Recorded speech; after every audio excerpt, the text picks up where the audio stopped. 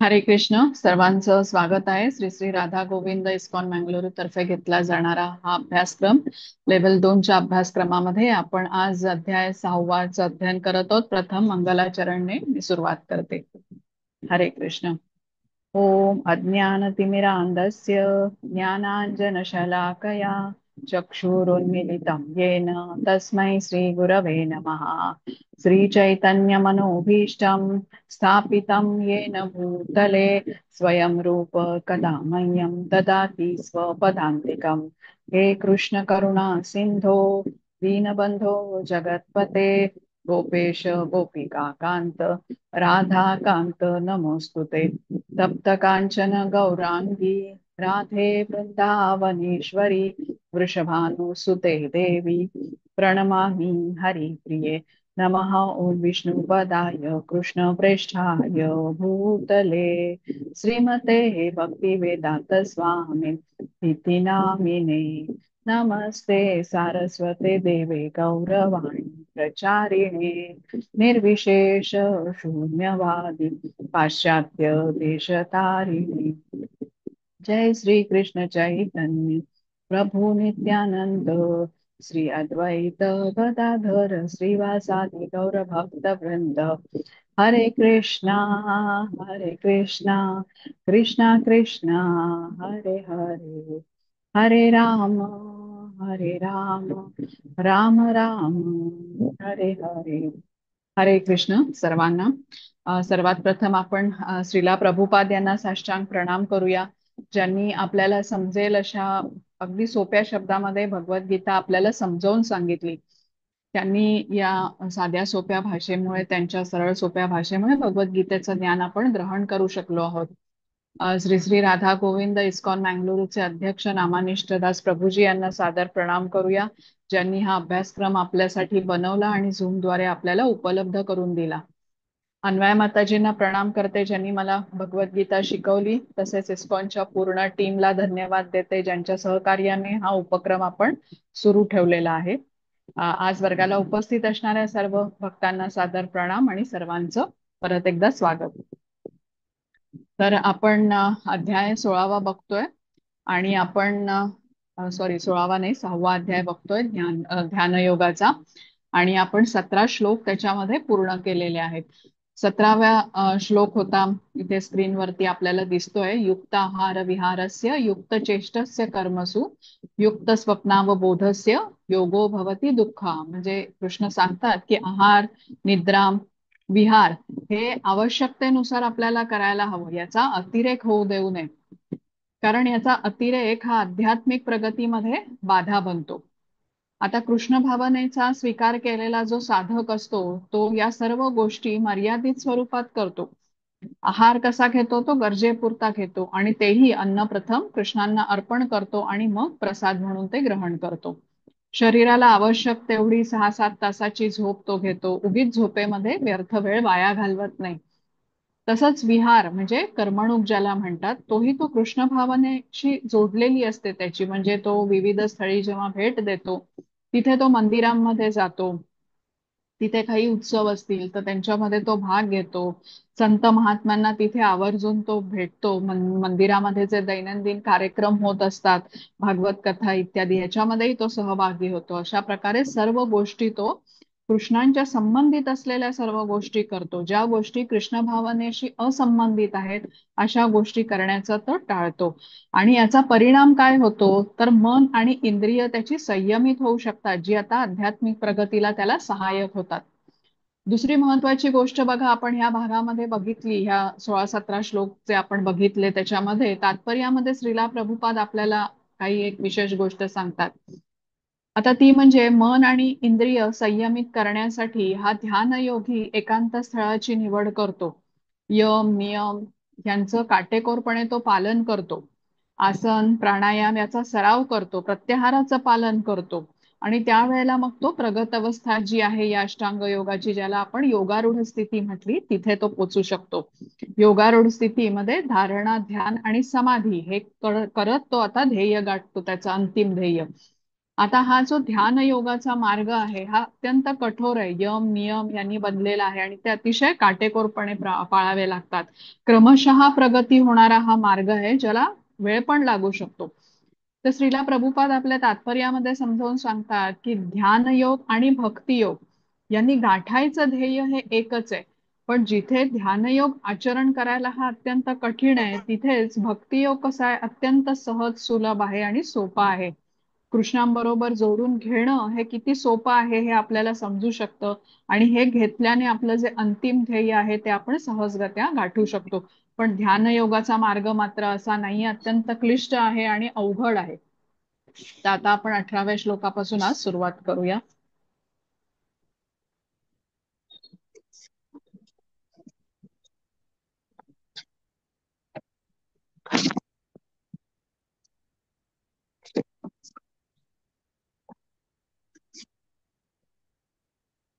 हा, हरे कृष्ण. मिनल माताजी वाचता श्लोक. हरे कृष्ण माताजी. हरे वाचते. कृष्ण. हम्म. यदा विनयितञ्चित्तम् आत्मन्येवावतिष्ठते निःस्पृहः सर्वकामेभ्यो युक्त इत्युच्यते तदा. हरे कृष्ण. हरे कृष्ण. योगाभ्यासाद्वारे योगी जेव्हा आपली मानसिक कार्य नियमित करतो आणि सर्व भौतिक आकांक्षांपासून मुक्त होऊन अध्यात्मामध्ये स्थित होतो, तेव्हा तो यथायोग्यपणे योगयुक्त झाल्याचे म्हटले आहे. हा, हरे कृष्ण. कृष्ण. आता हा, इथे या श्लोकात काय सांगितलंय की हा जो योगी असतो, अष्टांग योगी असतो, तो योग अभ्यासाने इंद्रिय संयमन करण्याचा प्रयत्न करत असतो, तेव्हा तो भौतिक आसक्तीपासून मुक्त होतो. आता साधारण मनुष्य ज्या इंद्रिय उपभोगाच्या इच्छा ठेवतो त्याच्यापासून मात्र हा योगी मुक्त असतो. जसं एका भौतिक व्यक्तीची इंद्रिय उपभोगांच्या विषयाने विचलित होतात, तसा हा योगी विचलित होत नाही. त्यामुळे त्याला योगयुक्त झाल्याचं म्हटलं जातं. आता इथे थोडस तात्पर्यामधला आपण भाग वाचूया. मिनल माताजी, तुमच्याकडे पुस्तक आहे ना? हो, पुस्तक आहे. हा. त्यातला बघा अमरीश महाराजांचा जो हे पार्ट हो, आहे तुम्हाला हा तो जरा म्हणजे वाचा. ते सगळे श्लोक संपल्यानंतरचा ना. हो, श्लोक संपल्यानंतरचा. हा, वाचते. अंबरीश महाराज यांनी सर्वप्रथम इथपासूनच ना, म्हणजे हो हो हो, बरोबर. हरे कृष्ण. अंबरीश महाराज यांनी सर्वप्रथम आपले मन भगवान श्रीकृष्णांच्या चरण कमलांवरती केंद्रित केले आणि त्यानंतर क्रमशः त्यांनी आपली वाचा भगवंतांच्या दिव्य गुणांचे वर्णन करण्यामध्ये युक्त केली. आपले हात भगवंतांच्या मंदिराचे मार्जन करण्यामध्ये युक्त केले. आपले कान भगवत कथांच्या श्रवणामध्ये, आपले नेत्र भगवंतांचे दिव्य रूप पाहण्यामध्ये, आपले शरीर भक्तांच्या शरीरास स्पर्श करण्यामध्ये, आपली नासिका भगवंतांना अर्पण केलेल्या कमळ फुलांचा सुवास घेण्यामध्ये, आपली जिव्हा भगवंतांच्या चरण कमलांवरती अर्पण केलेल्या तुळसी पत्रांचे रसास्वादन करण्यामध्ये, आपले पाय तीर्थक्षेत्रांना आणि भगवंतांच्या मंदिराला जाण्यामध्ये, आपले मस्तक भगवंतांना अभिवंदन करण्यामध्ये आणि आपली इच्छा भगवंतांची इच्छा पूर्ती करण्यामध्ये संलग्न केली. या सर्व दिव्य क्रिया शुद्ध भगवत भक्तासाठी योग्यच आहेत. हरे पुढचा कृष्ण. वाचायचं सारिका? नाही, इथेच इथपर्यंतच वाचूया. आता इथे हा, अमरेश महाराजांनी आपल्या म्हणजे सर्व प्रत्येक इंद्रिय शरीराच्या ऑर्गनचा उपयोग त्यांनी केलाय, उपयोग केला आणि सगळी कृष्णांच्या बरोबर संलग्न केली आहे, त्यामुळे त्यांची संलग्न केली. हो. चित्तशुद्धी होऊ शकली. हा, हम्म. म्हणजे मन स्थिर झालं. अष्टांग योगी ही योगाभ्यास करून मन स्थिर करू शकतो. आणि कृष्ण भावनेमध्ये काय केलं जातं, तर इंद्रियांना कृष्णांच्या सेवेमध्ये नियोजित करून तेच ध्येय गाठलं जाऊ शकतं. आता इंद्रिय व मनाला कृष्णांच्या सेवेमध्ये नियोजित केल्याने ध्यानयोगी योगयुक्त होतो असं म्हटलेलं आहे. इंद्रिय मनाला कार्यरत ठेवणं आणि तेही कृष्णांच्या सेवेमध्ये, हे महत्व आपण आता इथे समजून घेतलं. असा सर्व क्रियांचा त्याग करून, म्हणजे आता भौतिक क्रिया ज्या असतात त्यांचा त्याग करून डोळे बंद करून बसलं तर त्याने काही साध्य होणार नाहीये. कृष्णांच्या प्रती इंद्रियांना नियोजित करावं लागेल, त्याच वेळेला काहीतरी आपण प्रगती करू शकतो. तर श्रीला प्रभुपाद या अमरीश महाराजांच्या उदाहरणावरून आपल्याला हे सांगतात.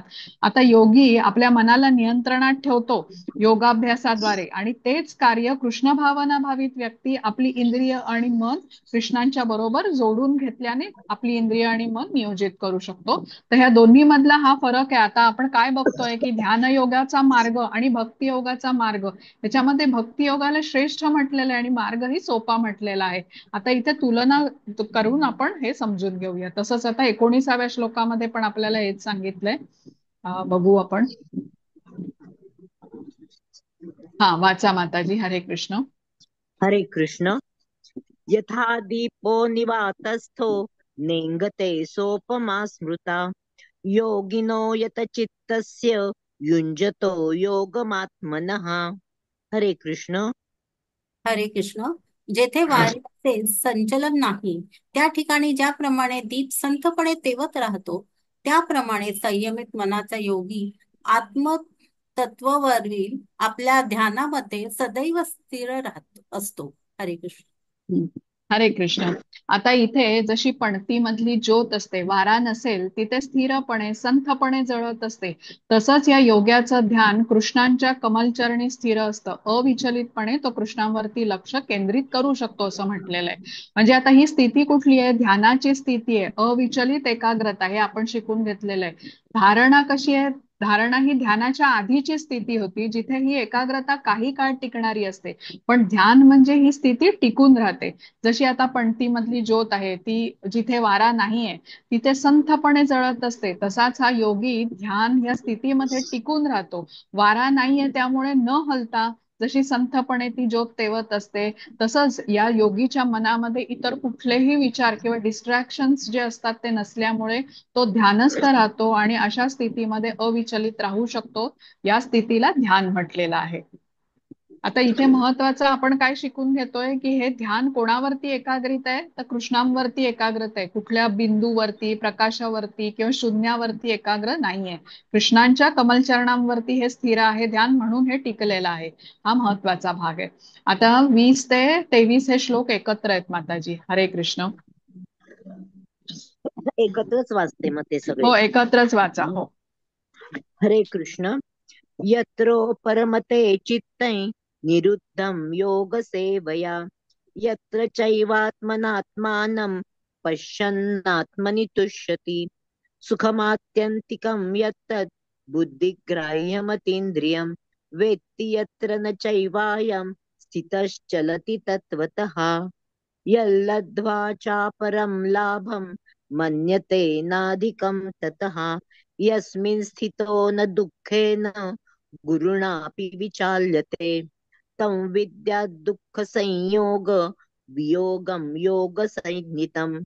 हा अर्धवट आहे श्लोक. हो का? हा, सनिश्चयेन योक्तव्य त्यांनी मागे दिलाय मात्र. हा हा सनिश्चयेन योक्तव्यो योगो निर्विण्ण चेतसा. हरे कृष्ण. 24च्या आधी त्यांनी ती ओळ घेतलीये. हा हा. हरे कृष्ण. हा, हरे कृष्ण. सायली माताजी. माताजी मला दिसत घेते, नाही. स्क्रोल करते. हो हा. हो, एक मिनिट. हो. हा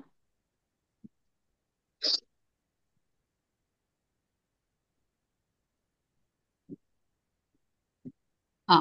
आता दिसतंय. हो हो. हा. हरे कृष्ण. हम्म, हम्म. योगाभ्यासाद्वारे मनुष्याचे मन जेव्हा जेव्हा सांसारिक मानसिक क्रियांपासून पूर्णपणे संयमित होते, तेव्हा त्या अवस्थेला परिपूर्ण समाधी असे म्हणतात.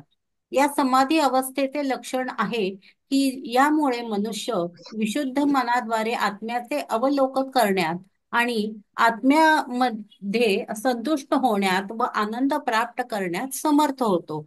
त्या आनंदमय अवस्थेत दिव्य इंद्रियाद्वारे साक्षात्कार झालेल्या अमर्याद दिव्य सुखामध्ये मनुष्य स्थित होतो. याप्रमाणे स्थित झाल्यावर सत्यापासून कधीच ढळत नाही आणि या सत्याची प्राप्ती झाल्यावर याहून अधिक श्रेष्ठ असे काही असेल असे त्याला अजिबात वाटत नाही. अशा अवस्थेमध्ये स्थित झाल्यावर मोठमोठ्या संकटामध्येही विचलित होत नाही. भौतिक संसर्गामुळे निर्माण होणाऱ्या दुःखापासून हीच यथार्थ वास्तविक मुक्ती आहे. हरे कृष्ण. हरे कृष्ण. आता ही सर्व योगारूढ स्थितीची म्हणजे जी प्रगत अवस्था आहे याचं वर्णन आहे हे सगळं. धारणा, ध्यान आणि समाधी अष्टांग योगाने गाठायचं जे ध्येय आहे, अंतिम ध्येय आहे समाधी. आता ह्या अवस्थेला हा कसा पोचतो याचं सगळं हे वर्णन आहे. म्हणजे ही योगाची परमसिद्ध अवस्था आहे जिथे हा योगी अविचलित एकाग्रतेने स्थित आहे. अंतिम अवस्था समाधीपर्यंत पोचलेला आहे जिथे त्याचं ध्यान हे कृष्णांच्या कमलचरणांशी लागलेलं आहे. इतर कुठलीही भौतिक गोष्ट त्याला आता विचलित करू शकत नाही. पण आता आपण ह्याच्या मागचा जर का अभ्यास बघितला म्हणजे जे आरुवृक्ष जी स्तर म्हटला जातो म्हणजे हा पहिला स्तर आहे. हम्म. त्याच्यामध्ये यम, नियम, आसन, प्राणायाम आणि प्रत्याहार हा गोष्टी हा पाया आहेत या योगारूढ स्थितीचा. हा पाया जर का भक्कम असेल, काटेकोरपणे यम नियम पाळले असतील, आसन आणि प्राणायाम ह्याचा सराव असेल आणि प्रत्याहार पाळला असेल म्हणजे ज्या गोष्टी आपल्याला इंद्रिय तृप्तीमध्ये ओढून नेतात अशा गोष्टींपासून दूर राहिला असेल तो साधक, तर मग या योगारूढ स्थितीपर्यंत तो प्रगत होऊ शकतो आणि अष्टांग योगाने गाठायचं जे ध्येय आहे समाधी त्या स्थितीपर्यंत अंतिम अवस्थेपर्यंत पोहोचू शकतो. तर इथे आपण थोडंसं आज तात्पर्य वाचूया. मिनल माताजी शेवटून दुसरा पॅरेग्राफ आहे बघा. हो, एक या मिनिट हं. हा म्हणजे या अध्यायामध्ये इथपासून का जोपर्यंत? नाही, या युगामध्ये सर्वोत्तम योग पद्धती म्हणजे हं, चालेल. हा हरे कृष्ण. या युगामध्ये सर्वोत्तम योग पद्धती म्हणजे कृष्ण भावना आहे, कारण ती कधीच निष्फळ ठरत नाही. कृष्ण भावना भावित मनुष्य आपल्या कार्यामध्ये इतका सुखी असतो की तो इतर कोणत्याही सुखाची आकांक्षा करीत नाही. या दंभग्रस्त युगात हठयोग, ध्यानयोग आणि ज्ञानयोग यांच्या अभ्यासात अनेक विघ्ने येतात, पण कर्मयोग किंवा भक्तियोगाच्या आचरणात अन्य प्रश्नच उद्भवत नाहीत. जोपर्यंत भौतिक शरीर अस्तित्वात आहे तोपर्यंत आहार, निद्रा, भय आणि मैथून या शारीरिक गरजा भागवाव्याच लागतात. परंतु विशुद्ध भक्ती योग किंवा कृष्ण भावनेमध्ये स्थित झालेला मनुष्य आपल्या शारीरिक गरजा भागविताना इंद्रियांना उत्तेजित करीत नाही. या उलट वाईट गोष्टींचा चांगला उपयोग करून तो जीवनासाठी अनिवार्य अशाच गोष्टींचा स्वीकार करतो आणि कृष्ण भावनेतील दिव्य सुखाचा उपभोग घेतो. अपघात, रोगराई, टंचाई, आपल्या प्रिय नातलगांचा मृत्यू इत्यादी आपत्कालीन घटनांमध्ये तो अनास्था दाखवितो. परंतु भक्तियोग किंवा कृष्ण भावना युक्त आपल्या कर्तव्यांचे पालन करण्यात तो सदैव तत्पर असतो. अपघातासारख्या आपत्तीमुळे तो आपल्या कर्तव्यापासून कधीच विचलित होत नाही. भगवद्गीतेत 2 अध्याय 14 सांगितले आहे की आगमापायिनो नित्यास तांसी तिक्षस्व भारत. अशा सर्व आपत्कालीन आपत्तींना तो सहन करतो, कारण त्याला माहित असते की अशा आपत्ती येतात आणि जातात आणि त्यामुळे आपल्या कर्तव्यांवरती त्याचा काही परिणाम होत नाही. याप्रमाणे तो योगाभ्यासातील परमसिद्धी प्राप्त करतो. हरे कृष्ण. हरे कृष्ण. इथे कृष्ण भावना भावित साधक हा कसा परमसिद्धीची अवस्था गाठू शकतो. आता आपण आधी जे वर्णन ऐकलं ते ध्यान योगाचं वर्णन आहे जिथे तो पहिल्यांदा आरुवृक्ष स्थिती आणि मग योगारूढ स्थितीपर्यंत म्हणजे समाधीपर्यंत जाऊ शकतो. आणि इथे जे वर्णन आपण आता तात्पर्यामध्ये वाचलं हे कृष्ण भावना भावित साधकाचं आहे जो ती अंतिम अवस्था गाठतो. आणि श्रीला प्रभुपादांनी सांगितलंय की कलियुगासाठी सर्वोत्तम योग पद्धती म्हणजे कृष्ण भावना आहे, कारण ती कधीही निष्फळ ठरत नाही. आणि ध्यान योगाचा मार्ग मात्र आपल्याला कलियुगी लोकांसाठी फार अवघड आहे. हा आता 24वा माताजी. आता ते आधीच्या ह्याच्यातलं ते आहे शेवटचं हो, तो दुसरं. म्हणूनच मी काढून टाकला. हा. ते काय हा सनिश्चयेन योक्तव्यो योगो निर्विण्ण चेतसा, हे मागच्या ह्याच्यात गेलेलं आहे. हम्म आता हे पुढचा नवीन संकल्प प्रभवान कामांस त्यक्त्वा सर्वान शेषतः मनसैवेंद्रिय ग्रामम विनियम्य समंततः. हरे कृष्ण. हरे कृष्ण. मनुष्याने दृढ निश्चयाने आणि श्रद्धेने योगाभ्यासामध्ये युक्त झाले पाहिजे आणि त्याने योग मार्गातून विचलित होऊ नये. मानसिक तर्कामुळे उत्पन्न झालेल्या सर्व भौतिक कामनांचा पूर्ण त्याग करून मनाद्वारे सर्व इंद्रियांना सर्व बाजूंनी संयमित केले पाहिजे. हरे कृष्ण. हरे कृष्ण. आता अष्टांग योगाचं जे वर्णन ऐकतो आपल्याला एक गोष्ट लक्षात येते की इथे दृढ निश्चय अत्यंत आवश्यक आहे. म्हणून म्हटलेलं आहे की योगाच्या अभ्यासकाने दृढ निश्चय असायला हवं, धैर्य असायला हवं त्याच्याकडे. आणि या मार्गावरती यश प्राप्ती सोपी नाहीये. त्यामुळे यश मिळालं नाही म्हणून त्याने निरुत्साही न होता दृढ निश्चयाने योगाभ्यास करत राहायला हवा.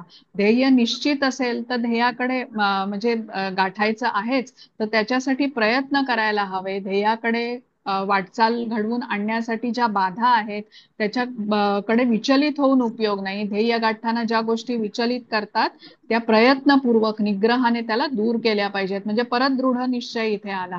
तर जेव्हा आपण एक एक पाऊल कृष्णांकडे जायला उचलतो बघा आपल्याला लक्षात येतं की कृष्णही आपल्याकडे जवळ येत असतात, जास्त गतीने जवळ येतात. त्यामुळे भक्ती मार्गामध्ये आपला उत्साह, आपले प्रयत्न, आपला निश्चय किंवा आपलं धैर्य हे कायम ठेवलं पाहिजे. सुरुवातीला साधकासाठी असं वाटतं की आपण प्रगती करत नाहीये, पण आपला एक एक पाऊल हे आपण जातच असतो. तर हा संशय घेऊन आपल्याला योग्य नाही. आपण प्रयत्न आपले करत राहिले पाहिजेत. प्रभुपादांनी जे सांगितलेले आपल्याला नियम आहेत ते आपल्याला पाळायला पाहिजेत. इथेही थोडंसं आपण तात्पर्य वाचूया. माताजी शेवटचा पॅरेग्राफ धैर्याविषयी सांगायचे तर. धैर्याच्या बाबतीत सांगावयाचे झाल्यास समुद्राच्या लाटांमध्ये अंडे हरविलेल्या टिटवीचे उदाहरण मनुष्याने अनुसरले पाहिजे. एका टिटवीने समुद्र किनाऱ्यावर आपली अंडी घातली होती, परंतु महासागराने आपल्या लाटांबरोबर ती अंडी वाहून नेली. हे पाहून टिटवी अत्यंत क्षुब्ध झाली आणि तिने सागराला आपली अंडी परत देण्यास सांगितले. समुद्राने तिच्या विनंतीकडे लक्षही दिले नाही, म्हणून तिने समुद्र आटविण्याचा निश्चय केला. तिने आपल्या लहानशा चोचीने पाणी आणण्यास सुरुवात केली आणि तिच्या अशक्य प्राय धैर्याकडे पाहून सर्वजण तिचा उपहास करू लागले. तिच्या धैर्याची वार्ता सर्वत्र पसरली आणि शेवटी भगवान श्री विष्णूंचे वाहन महाकाय गरुडाच्या कानी ही गोष्ट गेली. त्याला आपल्या बहिणीबद्दल करुणा वाटली आणि म्हणून तो टिटवीला पाहण्यास आला. लहानशा टिटवीचे धैर्य पाहून गरुड तिच्यावरती प्रसन्न झाला आणि त्याने टिटवीला मदत करण्याचे आश्वासन दिले. याप्रमाणे गरुडाने तात्काळ समुद्राला टिटवीची अंडी परत देण्यास सांगितले, अन्यथा तो स्वतः समुद्राला आटविण्याचे टिटवीचे काम पत्करीत. यामुळे समुद्र भयभीत झाला आणि त्याने टिटवीची अंडी परत केली. अशा प्रकारे गरुडाच्या कृपेने टिटवी अतिशय आनंदी झाली. हरे कृष्ण. त्याचप्रमाणे हा हरे कृष्ण. आता जसा बघा हा चिमणीचा प्रयत्न हा अल्प होता, पण तिच्या प्रयत्नाला कोणी साथ दिली? गरुडाने साथ दिली, जे विष्णूंचं वाहन आहे. तसंच आपले जे भक्ती मार्गातले प्रयत्न आहेत तर कृष्ण आपल्याला सहायता करतात, हे आपल्याला निसंशयपणे लक्षात ठेवलं पाहिजे आणि प्रयत्न उत्साहाने करत राहिले पाहिजेत. तर एक सौभरी मुनींची कथा आहे. सौभरी मुनी हे अष्टांग योगी होते आणि हजारो वर्ष त्यांनी यमुना नदीमध्ये बसून तपस्या केली होती पाण्याच्या खाली. तर हे ते कारण त्यांना सिद्धी प्राप्त असते बघा या अष्टांग योग्यांना. तर असे हे अनेक हजारो वर्ष तिथे यमुना नदीच्या पाण्याच्या खाली हे तपस्या करत होते. तर असाच तपस्या करत असताना एकदा दोन मासे शृंगार करताना त्यांना दृष्टीस पडले. ह्या दृश्यांनी ते विचलित झाले. आता त्यांच्यामध्ये कामवासना जागृत झाली आणि ते अस्वस्थ झाले. ते तपस्या सोडून आता यमुनेच्या बाहेर पडले. मथुरा राज्यामध्ये गेले आणि तिथे जो राजा होता त्याचं नाव होतं मांधाता. त्या राजाला अत्यंत सुंदर अशा 50 राजकन्या होत्या आणि त्यापैकी एका कन्येचा हात त्यांनी सौभरी मुनींनी जाऊन राजाकडे मागितला. आता सौभरी मुनींकडे राजाने बघितलं की ते अनेक वर्ष आता पाण्याखाली होते आणि त्यामुळे ते काही व्यवस्थित बरोबर दिसत नव्हते. जटा वाढलेल्या होत्या. त्यांचा एकंदरच म्हणजे अपिअरन्स बघून राजाला काही ते विशेष पसंत पडले नाहीत. पण आता हे मुनी होते, अष्टांग योगी होते, सिद्धी होत्या त्यांना, त्यांना नकार कसा देणार? तर त्यामुळे राजाने काय म्हणाला की माझ्या ज्या राजकन्या आहेत, मुली आहेत, त्या स्वतः त्यांच्या पतीचं हे करतील, म्हणजे सिलेक्शन करतील, निवडतील त्या. आता हे समजलं सौभरी मुनींना, आणि जर का ह्या तरुण राजकन्या आहेत तर माझ्याकडे बघून कदाचित ते आम्हाला नाकारतील, पण ह्यांना सिद्धी प्राप्त झालेली होती आणि त्या सिद्धीचा वापर करून या सौभरी मुनींनी आपल्या जराजर्जर देहाचं रूपांतर एका आता देखण्या अशा युवकामध्ये केलं. आणि जेव्हा 50 राजकन्यांनी त्याला बघितलं, तो अत्यंत सुंदर देखणा हा राजपुत्र सारखा दिसणाराच तो व्यक्ती बघून त्या प्रेमात पडल्या आणि त्यांनी त्याला पती म्हणून त्यांचा स्वीकार केला. आता विवाहाच्या नंतर ह्या सर्व आता ह्या बहिणींमध्ये राजकन्यामध्ये चढाओढ सुरू झाली आणि त्याचं रूपांतर कशामध्ये झालं तर ईर्ष्येमध्ये झालं, मत्सर करण्यामध्ये झालं. आपलं बहिणीचं नातं विसरून त्या एकमेकांबरोबर भांडू लागल्या. हा वाद मिटवण्यासाठी परत आता ह्या सौभरी मुनींनी सिद्धीचा वापर करून प्रचंड राजवाडा उभारला. त्याच्या आजूबाजूला बागा, तलाव वगैरे असं सगळं तयार केलं. आपल्या राजवाड्यामध्ये काम करण्यासाठी अगदी उत्तम वस्त्र घातलेले सेवक, दासी ह्यांचीही योजना केली. राजवाड्यामध्ये असा अलिशान सुंदर सगळ्या शाही सुखसोयी असा तो वैभव युक्त असा तो राजवाडा त्यांनी तयार केला होता आपल्या सिद्धीने. आणि आता हे सर्व वैभव मिळाल्यामुळे ह्या पत्न्या ज्या होत्या सगळ्या त्या थोड्या काळ काही शांत राहिल्या आणि सुखाने संसार करू लागल्या. आता हे सर्व भौतिक सुखोपभोग मिळाल्याने चौभरी मुनींचा मात्र हव्यास काही कमी झाला नव्हता. म्हणजे जसं म्हणतात ना, तुपाची धार सतत पडत राहिली अग्नीवरती तर काही अग्नीची भूक भागत नाही, तसंच ते चाललेलं होतं. एक दिवस एकांतात बसलेले असताना या सौभरी मुनींना मात्र आपल्या अधःपतनाची जाणीव झाली. ही कठोर तपश्चर्या हजारो वर्ष केल्यानंतरही माझं मन मात्र त्या क्षुद्र माशांच्या प्रणयामुळे विचलित झालं आणि मी सगळं विसरलो की मी काय केलं होतं. आणि ते सगळं विसरून माझी कामवासना जागृत होऊन माझं तपोबलही आता मी गमावून बसलो. 50 पत्न्या केल्या, अनेक मुलांचा पिता मी बनलो आणि चूक आता लक्षात आली. मग ऐहिक जे भौतिक सुख उपभोग जे असतात त्याला अंत नाही हे त्यांना समजलं आणि यातून काही खरा आनंद मिळत नाही ह्याची त्यांना खात्री पटली. आता चूक लक्षात आल्यावरती त्यांनी आपल्याला सावरलं, आपल्या पत्नींना सांगितलं आणि मग त्यांना पण त्यांच्याही म्हणजे सहमतीने ह्याचा वानप्रस्थाचा त्यांनी निर्णय घेतला आणि तो अलिप्त झाले ते. तर आपल्याला हे समजायला पाहिजे की अष्टांग योगी सुद्धा म्हणजे अनेक हजारो वर्ष तपश्चर्या करूनही पूर्ण चित्तशुद्धी त्याची होऊ शकत नाही आणि मग अशी विषम परिस्थिती आली तर त्याचं पतन होऊ शकतं. तर इथे श्रीला प्रभुपाद आपल्याला हेच सांगतात की जो कृष्ण भावना भावित असतो ना, तो कृष्णांच्या बरोबर जोडला गेल्याने स्वतः कृष्ण त्याची सहायता करतात या मार्गावरती. पण अष्टांग योगी कसा असतो, एकटाच स्वतः प्रयत्न करत असतो आणि अनेक काळाच्या तपस्येनंतरही त्याचा पतनाचा धोका कायम राहतो. आणि या उलट कृष्ण भावना भावित मनुष्य कृष्णांचं किंवा गुरूंच्या उपदेशांचं पालन करीत क्रमशः प्रगती करतो आणि इंद्रिय कृष्णांच्या बरोबर जोडली असल्याने त्याची पतनाची शक्यता जवळजवळ संपूनच जाते. पण हा कसा असतो, स्वबळावरती करत असतो जो अष्टांग योगी असतो, त्यामुळे त्याच्या पतनाची आशंकता कायम राहते. आता पुढचा श्लोक बघू आपण. हा 25वा. 25वा. हरे कृष्ण. शनैः शनैरुपरमेत् बुद्ध्या धृतिगृहीतया आत्मसंस्थां मनः कृत्वा न किंचिदपि चिंतयेत्. हरे कृष्ण. हरे कृष्ण. हळूहळू क्रमशः दृढ विश्वासाने युक्त झालेल्या बुद्धीद्वारे समाधीमध्ये मनुष्याने स्थित झाले पाहिजे आणि याप्रमाणे मन केवळ आत्म्यावर स्थित केले पाहिजे व इतर कशाचाही विचार करू नये. हरे कृष्ण. हरे कृष्ण. समाधी अवस्थेचं वर्णन आहे. समाधी अवस्थेमध्ये कसा तो एकाग्र चित्त असतो, अविचलित असतो ते आपल्याला सांगितलंय. बघा, लहान मुलं आपण बघतो ना, कितीही वेळ खेळू शकतात, त्यांचं एवढं मन रमतं की आता त्यांना आईने हाका मारल्या चल घरी ये तरी कोणी ते येत नाहीत. तर तेव्हा काय करते, मग आई जाते स्वतःच हात पकडून त्याला घरी आणते.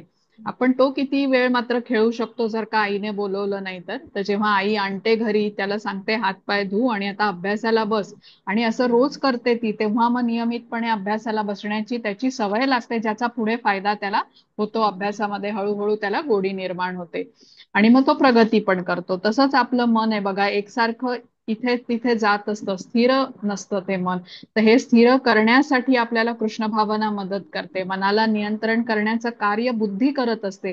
पण जर इंद्रिय विषय भोगांकडे बुद्धीही आकर्षित होत असली तर मात्र मनही काही करू शकत नाही. इंद्रियांना संयमन करणं अवघड होऊन बसतं.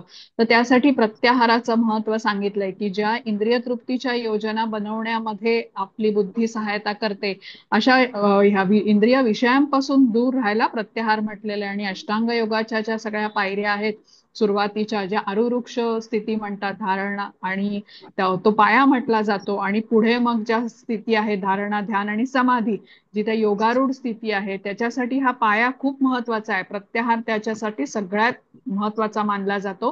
कारण प्रत्याहाराने इंद्रिय नियमन होऊ शकतं. ज्या गोष्टी इंद्रियांना विचलित करतात त्यांच्यापासून दूर राहणं म्हणजे प्रत्याहार करणं. तर कृष्ण भावना भावित मनुष्य जो असतो, साधक जो असतो, तो हे प्रयत्न करत असतो. आणि कशा प्रकारे तो प्रयत्न करतो? तर तो जप करतो, भगवद्गीतेचा वर्गाला जातो, श्रीमद भागवतमचं पठण करतो, कृष्णांचं कीर्तन म्हणतो, कृष्ण कथा ऐकतो, सांगतो. आणि हे सर्व प्रयत्न कुठेतरी त्याची शुद्धी करत असतात. म्हणजे ही प्रगतीच आहे. इथे म्हटलंय ना, शनै शनै शनै शनै म्हणजे हळूहळू क्रमाक्रमाने ध्येयाच्या दिशेने केलेली ही वाटचाल आहे.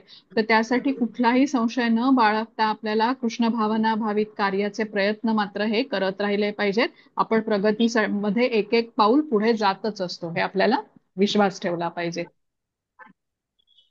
आता पुढचा 26वा. हरे कृष्ण. हरे कृष्ण. यतो यतो निश्चलति मनश्चञ्चलमस्थिरं ततस्ततो नियम्यैत दात्मन्येव वशं नयेत. हरे कृष्ण. हरे कृष्ण. आपल्या चंचल आणि अस्थिर स्वभावामुळे मन जेथे तेथे भरकटते, तेथून मनुष्याने ते खेचून घ्यावे आणि आत्म्याच्या नियंत्रणात आणावे. हरे कृष्ण. Sorry. आता इंद्रिय त्यांच्या विषयांकडे ओढली जाणार म्हणून मग मनाने आपल्याला लगाम घालायला हवा असं सांगितलेलं आहे. तर जसं बघा, पाण्याचा गुण असतो ना, तरलता म्हणतात. कुठेही रस्ता मार्ग काढतो पाणी आणि कुठेही जाऊ शकतं वाहून. किंवा मीठ आहे, मिठाचा गुण काय आहे तर खारटपणा आहे. तसाच मनाचा पण गुण आहे, मन वाहावत जाणं, सैरभैर होतं मन. तर पण हा जो योगी आहे, अष्टांग योगी, त्याने जाणून घेतलं पाहिजे की इंद्रिय विषय भोगून काहीही सुख मिळणार नाही.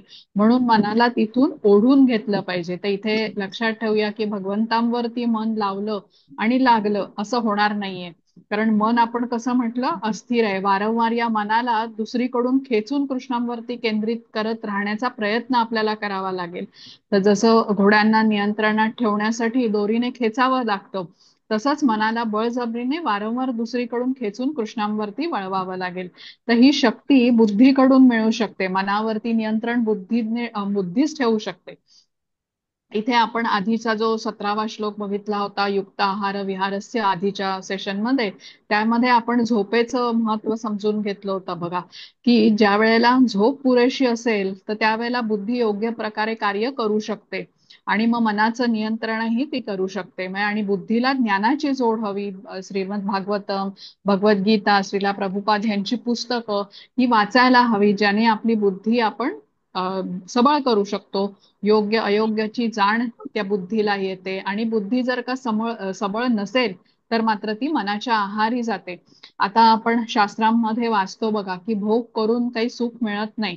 म्हणजे हे जेव्हा वारंवार आपण ऐकतो तेव्हा आपली बुद्धी हे ग्रहण करते आणि मनाला मग तसं मनमानी करण्यापासून, तसं वागण्यापासून थांबवू शकते. जेव्हा बुद्धीद्वारा मनाला आपण कृष्णांकडे वळवतो, ते कृष्णांच्या कमल चरणांवरती मन स्थिर होऊ शकतं. म्हणजे हा प्रयत्न आपण करू शकतो आणि त्यानंतर क्रमशः भगवंतांकडून प्राप्त होणाऱ्या सुखाची गोडी आपल्याला मिळते. तेव्हा मग त्या पुढे आपल्याला हे भौतिक भोग हे तुच्छ वाटू लागतात. कारण आता उच्च स्वादाचा अनुभव मिळालेला आहे. म्हणून श्रीला प्रभुपाद सांगतात की कितीही मन जरी भरकटलं जप करताना, तरी आपण प्रयत्न करत राहायला हवे. मनाला कृष्णांकडे वळवण्याचे प्रयत्न हे आपल्याला सुरूच ठेवायला पाहिजेत. मन लागत नाही, मन लागत नाही म्हणून त्रास करून न घेता धैर्यपूर्वक आपल्याला हे कार्य केलं पाहिजे. यालाच प्रत्याहार म्हणतात. की इंद्रिय विषयांकडे आकर्षित होत असलेल्या मनाला सारखं सारखं कृष्णांच्या वरती केंद्रित करायचं.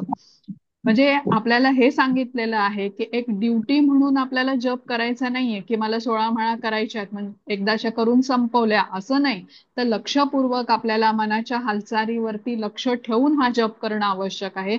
तेव्हा या जपाने एक वेगळा आनंद मिळतो, कारण आपण कृष्णांबरोबर प्रत्यक्ष जोडलेलो असतो. आदान प्रदान ही डायरेक्ट होत असते आणि त्यामुळे प्रसन्नता मिळते. आता वास्तविकपणे बघा, मनात केवळ विचार येत असतात, ती वस्तू काही प्रत्यक्षात नसते, पण मनाने कल्पना करून आपण विचलित होत असतो. पण या विचारांवरती जोपर्यंत आपली इंद्रिय कृती करणार नाहीत ना, तोपर्यंत हे विचार येतील आणि जातील, हे असं होत राहील. म्हणून श्रीला प्रभुपाद सांगतात की मनाचे वेग हे नियंत्रण करायला शिकलं पाहिजे. गुरु, साधू, शास्त्र काय सांगत आहेत हे समजून आपल्याला ठरवायला पाहिजे की आपल्याला काय करायचंय. मनाचं ऐकायचं नाही, कारण मन प्रलोभन देत राहणार, त्याला आपल्याला बळी पडायचं नाही. आपल्याला हरे कृष्ण महामंत्राचा जप करत राहायचं आहे, त्यानेच ते नियंत्रणामध्ये येईल. आणि हे सर्व साधकांबरोबर होतं असं सांगितलेलं आहे. म्हणजे जो विचार करत असेल, मन जे काही विचार करत असेल तिथून त्या मनाला खेचून आणावं लागतं कृष्णांकडे वळवण्यासाठी. खेचून आणायला बघा शक्ती लागते ना. तुमच्याकडे कोणाकडे पाळीव कुत्रा असेल तर आपल्याला लगेच समजेल. कुत्र्याला बाहेर आपण जेव्हा फिरायला नेतो तेव्हा रस्त्याच्या कडेला काही घाण असेल ना, तर तो वास घेण्यासाठी तिथे जातो, तर त्याला जोर लावून आपल्याला ओढावा लागतो. तसंच आहे, भौतिकामध्ये अडकलेलं जे मन आहे ना, ते कृष्णांकडे सहजासहजी वळत नाही, त्याला वळवावं लागणार. तर जसा कुत्रा घाणीकडे आकृष्ट होणार, तसंच मन भौतिकातल्या अनर्थाकडे जाणार, कारण आपल्या मनामध्ये अनर्थ आहेत. पण एकदा आपण हरिनाम घेण्याचं सुख आपल्याला ते मिळू लागलं, तेव्हा आपल्याला समजतं, गोडी निर्माण होते. पण तोपर्यंत आपल्याला प्रयत्न करावे लागतात. तर आपण ज्या 9 पायऱ्या असतात ना भक्तीच्या, म्हणजे कुठल्या श्रद्धा आहे, साधू संघ आहे, भजन क्रिया आहे, त्यानंतर अनर्थ निवृत्ती, मनिष्ठा, रुची, आसक्ती, भावभक्ती आणि प्रेमभक्ती. तर यामधली जी अनर्थ निवृत्ती हा जो स्तर आहे ना, जोपर्यंत ही होत नाही, अनर्थ निवृत्ती होत नाही, तोपर्यंत आपलं मन लागत नाही. ही पायरी पार करण्यात सगळ्यात अवघड आणि खूप वेळ घेणारी म्हटली जाते. पण ही आपण पायरी जर का पार केली तर मग नामामध्ये रुची येते, कारण अनर्थ निघून गेलेले असतात, मन लागू लागतं आपलं नामामध्ये. तोपर्यंत मात्र आपल्याला प्रयत्न करावे लागतात. ही अनर्थ निवृत्ती आपल्यामध्ये करण्यासाठी खूप प्रयत्न करावे लागतात. आणि आपण जी आता अनेक कार्य करतो इंद्रियांच्या द्वारे, या सगळ्यांची एक ठसा आपल्या मनावरती उमटलेला असतो. अगदी बघा, आपण सहजगत्या रस्त्यावरून जात असताना कधी आपण डिस्प्लेमध्ये एखादी साडी बघितली, पण मनामध्ये ती राहते अनेक दिवस. आपण त्या गोष्टीचा विचार, त्या साडीचा विचार करत असतो. आपण बघा, प्रत्येकाचा अनुभव आहे हा.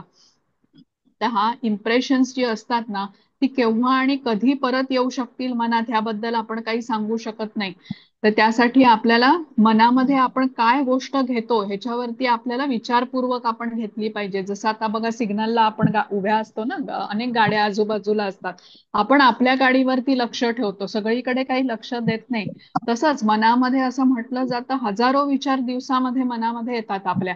मग आपण प्रत्येक विचारावरती लक्ष देतो का? तर नाही. ज्या एका पर्टिक्युलर विचारावरती लक्ष आपण पुरवून वारंवार त्याचं चिंतन करू लागतो, तिथून पुढे मग हे आसक्तीचं चक्र सुरू होतं. चिंतन, आसक्ती, मग इच्छा म्हणजे काम तयार होतं. मग करण्याची आपल्याला दृढ इच्छा होते, मग ते करायला मिळालं त्यातून सुख मिळतं, नाही करायला मिळालं तर क्रोध येतो. आणि एकदा क्रोध आला की मग आपण भ्रमित होतो, संमोह होतो, स्मृतीनाश आणि बुद्धिनाशात प्रणश्यती.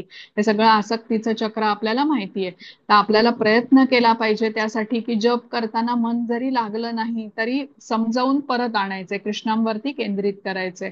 आणि कृष्ण आपल्याला यामध्ये मदत करतात. जसं ते औषध आपण म्हणतो ना की कडू औषध आहे, पण ते घेतल्यानेच आपण बरं होतो, तर तेच आपल्याला इथे सांगितलंय. तर आपलं ध्येय जर का माहिती आहे आपल्याला, तर आपण मार्ग अचूक निवडायचा. जसे आपण शरीराचा रथ म्हटलाय की शरीराचे हे रथाचे घोडे इतस्ततः इकडे तिकडे पळत असतील तर रथ भरकटून जाईल, तर त्याला खेचून रस्त्यावरती परत आणायचा, म्हणजे मग भक्तीमध्ये प्रगती होऊ शकेल. तर त्यासाठी बघा, आपल्याला सांगतात ना की प्रातःकाळी ब्रह्ममुहूर्तावरती उठून जप करायला सांगतात, ज्यावेळेला सत्वगुणाचं प्राबल्य असतं, सर्वत्र शांतता असते, त्यामुळे जपामध्ये लक्ष लागू शकतं.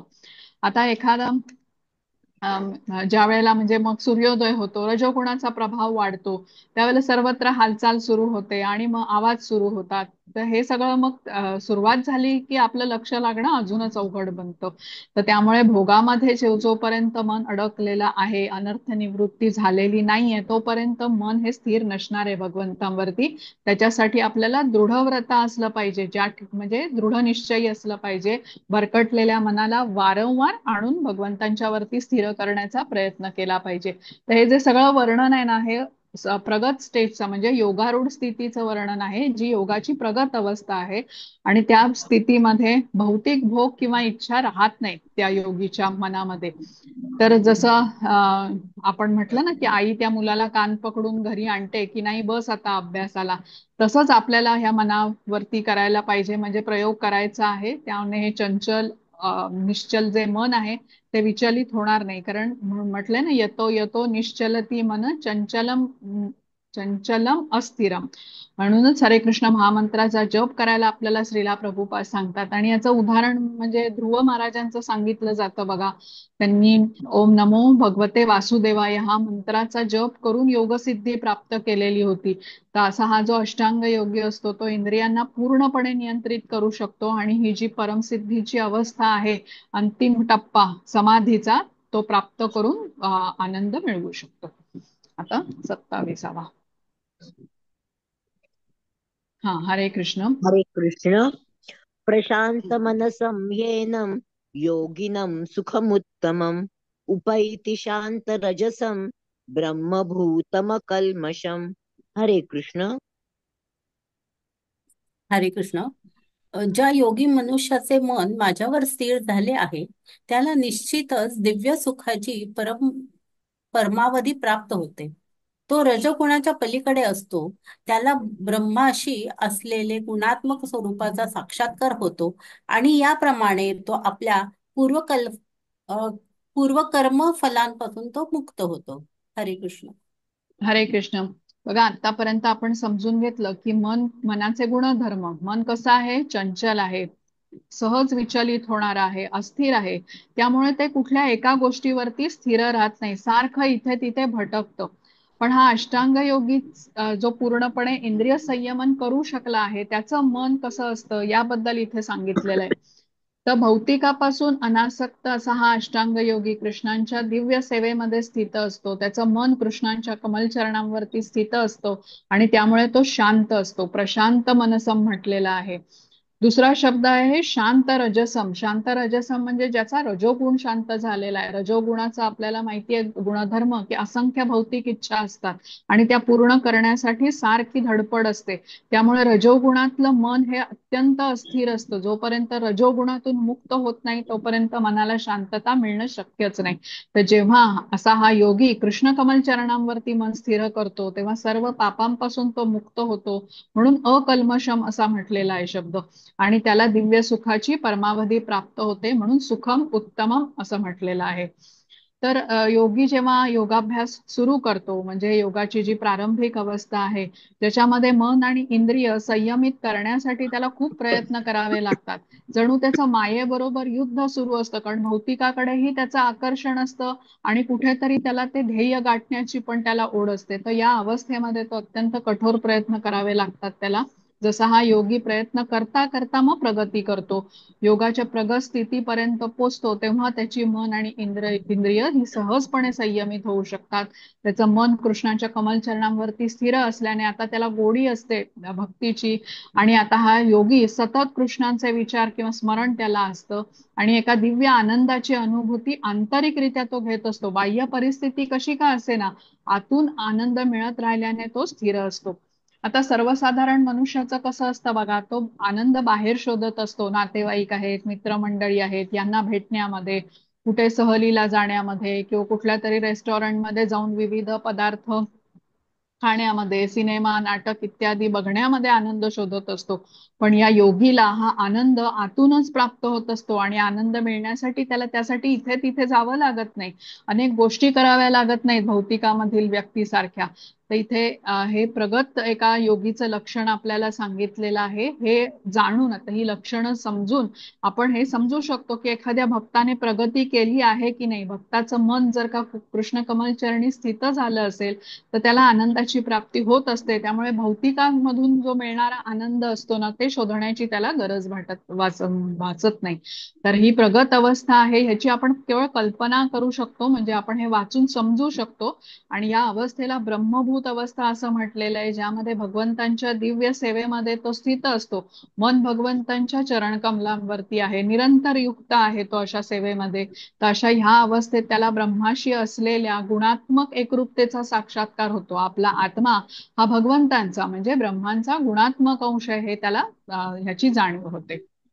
आता 28वा. हरे कृष्ण. हरे कृष्ण. युञ्जन्नैवं सदात्मानं योगी विगतकल्मषः सुखेन ब्रह्म संस्पर्शम् अत्यंतं सुखमश्नुते. हरे कृष्ण. हरे कृष्ण. याप्रमाणे योगाभ्यासामध्ये निरंतर युक्त असलेला योगी सर्व भौतिक दोषातून मुक्त होतो आणि भगवंताच्या दिव्य प्रेममयी सेवेमध्ये परिपूर्ण सुखाचा परमोच्च अवस्थेशी प्राप्त करतो. हरे कृष्ण. हरे कृष्ण. आता या परमसिद्धीची जी परमसिद्ध अवस्थेची जी लक्षणं आहेत तीच इथे सांगितलेली आहेत. अष्टांग योगाची परमसिद्धी म्हणजे परमात्मा रूपातील कृष्णांना स्वतःच्या हृदयामध्ये तो पाहू शकतो. एवढंच नाही तर इतर प्राणी मात्रांमध्ये स्थित परमात्म्यालाही तो पाहू शकतो. आता हा आत्मसाक्षात्कार म्हणजेच आपल्या आत्म्याचं आणि भगवंतांचं काय नातं आहे, तर सेवक आणि स्वामी असं जे नातं आहे, स्वामींची सेवा करणं हे माझं मूळ स्वरूप आहे, ह्याची त्याला जाणीव होते. आता ही अत्यंत प्रगत अवस्था आहे बघा. म्हणजे आपण समाधीच्या स्टेजला पोहोचल्यानंतर त्याला कसली जाणीव होते, तर तो आत्मसाक्षात्कार करून घेतो. आत्मसाक्षात्कार म्हणजे नेमकं काय, तर आपल्या आत्म्याचं मूळ स्वरूप काय आहे हे समजणं. आता 29वा बघूया आपण. हरे कृष्ण. हरे कृष्ण. एक मिनिट. हा. सर्वभूतस्तमात्मानं सर्वभूतानि चात्मनि ईक्षते योगयुक्तात्मा सर्वत्र समदर्शनः. हरे कृष्ण. हरे कृष्ण. वास्तविक योगी सर्व प्राणिमात्रांमध्ये मला पाहतो आणि सर्व प्राणिमात्रांना सुद्धा माझ्यामध्ये पाहतो. निस्संदेह आत्मसाक्षात्कारी व्यक्ती मला म्हणजे भगवंताला सर्वत्र पाहतो. हरे कृष्ण. हरे कृष्ण. आता कृष्ण भावना भावित योगी कृष्णांना सर्व प्राणी मात्रांमध्ये परमात्मा रूपाने स्थित त्यांच्या हृदयात असल्याचं बघू शकतो. भगवंत परमात्मा रूपाने मनुष्य प्राणी दोघांमध्येही वास करतात. अगदी छोट्या मुंगीपासून अति विशाल काय अशा हत्ती आणि अगदी घाणीत राहणाऱ्या डुकरापासून शुद्ध अशा ब्राह्मणा सर्वांच्या हृदयामध्ये भगवंत परमात्मा रूपाने स्थित आहेत, हे परिपूर्ण योगी जाणतो. भगवंतांची परम समदृष्टी ज्याला म्हणतात ना, ती हीच म्हटलेली आहे. आता कुत्र्यामध्ये किंवा ब्राह्मणामध्ये वास करीत असले भगवंत तरी भौतिक प्रकृतीने भगवंत प्रभावित होत नाहीत. म्हणजे कुत्र्याचे गुणधर्म वेगळे, ब्राह्मणाचे गुणधर्म वेगळे, याचा प्रभाव भगवंतांवरती होत नाही. आता ह्याच अर्थाचा एक श्लोक आपण 5व्या अध्यायामध्ये शिकलोय बघा. 18वा श्लोक जो होता, विद्या विनय संपन्ने ब्राह्मणे गवी हस्तिनी शुनीचैव शोकाकेच पंडिता समदर्शिना. म्हणजे जो ज्ञानी असतो, जो साधू आहे, तो ब्राह्मण, गाय, हत्ती, कुत्रा आणि चांडाळ या सर्वांना समदृष्टीने पाहतो. कारण हे सर्व जीव भगवंतांशी संबंधित आहेत हे त्याला समजू शकतो. भगवंतांचा अंश परमात्मा म्हणून सर्वांच्या ठिकाणी आहे आणि हे तो ज्ञानाच्या आधारे जाणू शकतो. म्हणजे त्याला आता ही दिव्य दृष्टी प्राप्त झालेली आहे ज्ञानाने. त्यामुळे हे समजू शकतो की आपला आत्मा हा भगवंतांचा अंश आहे, तोही प्रत्येकाच्या ठिकाणी स्थित आहे आणि स्वतः भगवंत परमात्मा म्हणून प्रत्येक प्राणी मात्रामध्ये स्थित आहे. म्हणजे दृष्टी कशी आहे, भगवंतांच्या दृष्टीने तो सगळ्यांना पाहतो. स्वतःची दृष्टी शरीर म्हणून पाहिलं तर मग तो शारीरिक भेद या दृष्टीने बघणार की हा कुत्रा आहे, हे गाय आहे, हा ब्राह्मण आहे, हा चांडाळ आहे. पण भगवंतांच्या दृष्टीने कसं आहे, समदृष्टी म्हटलेली आहे, म्हणून हा फरक येतो. आता 30वा श्लोक. आपल्याला एकनाथ स्वामींचं एक उदाहरण आहे ना, त्यांनी गाढवाला सुद्धा पाणी पाजलं ते हो हो. किंवा नामदेव ते महाराजांनी कुत्र्यालाही भाकरीला तूप लावून कुत्र्याला देतो भाकरी म्हणून दिली सांगितलं. होती. हो. हम्म. म्हणजे संत ह्या संतांची स्टेज पर्यंत पोहोचलेले असतात की त्यांना भेद ते मानत नाहीत. हो ना. शारीरिक म्हणजे ह्याच्यावरनं स्तरावरचा त्याची भेद आहे. आठवण झाली. हा बरोबर. हे उदाहरण परफेक्ट आहे. हे उदाहरण भौतिक आठवण झाली स्तर म्हणजे त्या भेद आहे ना, गोष्टीची. की हा असा हो. तो तसा, हा आवडीचा हा नावडीचा, हे सगळे भौतिक स्तरावरती. हा स्तर पार झाला की समदृष्टी येते. हम्म. हा आता पुढचा श्लोक 30वा वाचते. माताजी. हा. हरे कृष्ण. यो मां पश्यति सर्वत्र सर्वं च मयि पश्यति तस्याहं न प्रणश्यामि स च मे न प्रणश्यति. हरे कृष्ण. हरे कृष्ण. जो मला सर्वत्र पाहतो आणि सर्व काही माझ्यामध्ये पाहतो त्याला मी कधी दुरावत नाही, तसेच तोही मला कधी दुरावत नाही. हरे कृष्ण. हरे कृष्ण. आता जो कृष्ण भावना भावित आहे तो या सर्व सृष्टीला कृष्णाची शक्ती आहे असं पाहतो. प्रकृतीमध्ये सर्वत्र कृष्णाची शक्ती प्रकट झाल्याचं तो पाहतो. प्रकृतीमधली प्रत्येक गोष्ट कृष्णांच्या उपस्थितीची जाणीव त्याला करून देत असते.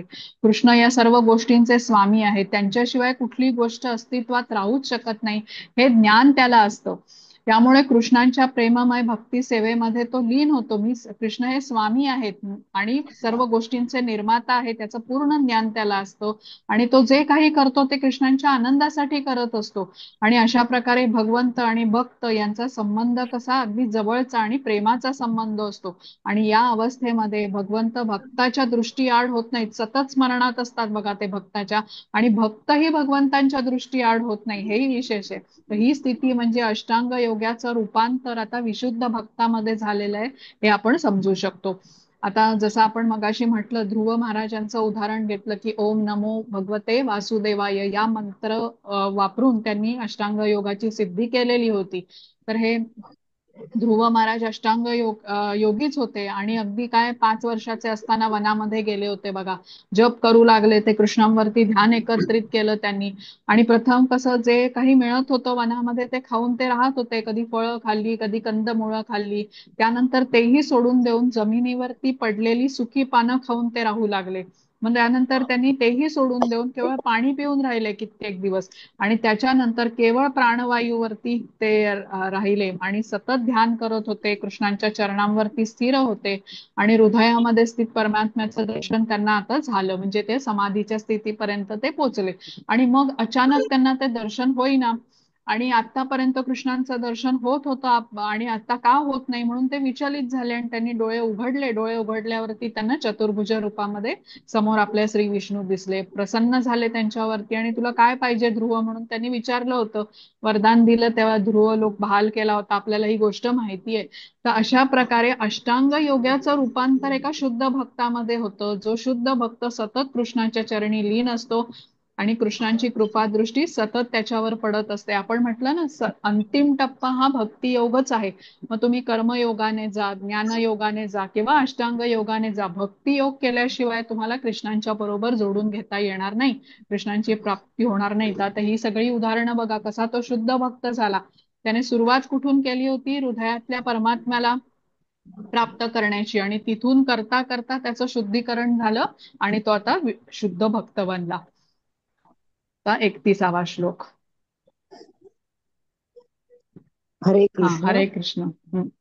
सर्वभूतस्थितं यो मां भजत्येकत्वमास्थितः सर्वथा वर्तमानोऽपि स योगी मयि वर्तते. हरे कृष्ण. हरे कृष्ण.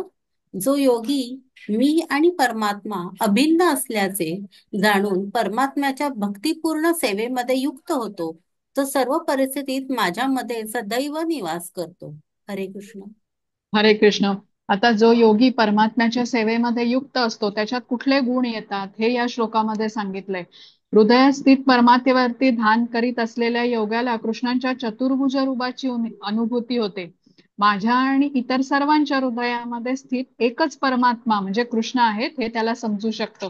तसंच कृष्णांच्या प्रेममयी भक्ती सेवा करणारा हा आता कृष्ण भावना भावित भक्त आणि परमात्म्यावरती ध्यान करण्यात मग्न असलेला हा परिपूर्ण योगी ह्याच्यामध्ये कुठलाच भेद राहत भेद नसतो हेही ते जाणतो. हे आपल्याला लक्षात ठेवलं. बघा आपण हेच करतोय ना, अष्टांग योगाने आपण कुठच्या स्टेजला पोचतो तो शेवटी योगी, हे आपल्याला सांगितलंय. म्हणजे भक्ती योग केल्याशिवाय भगवंतांची प्राप्ती होऊ शकत नाही.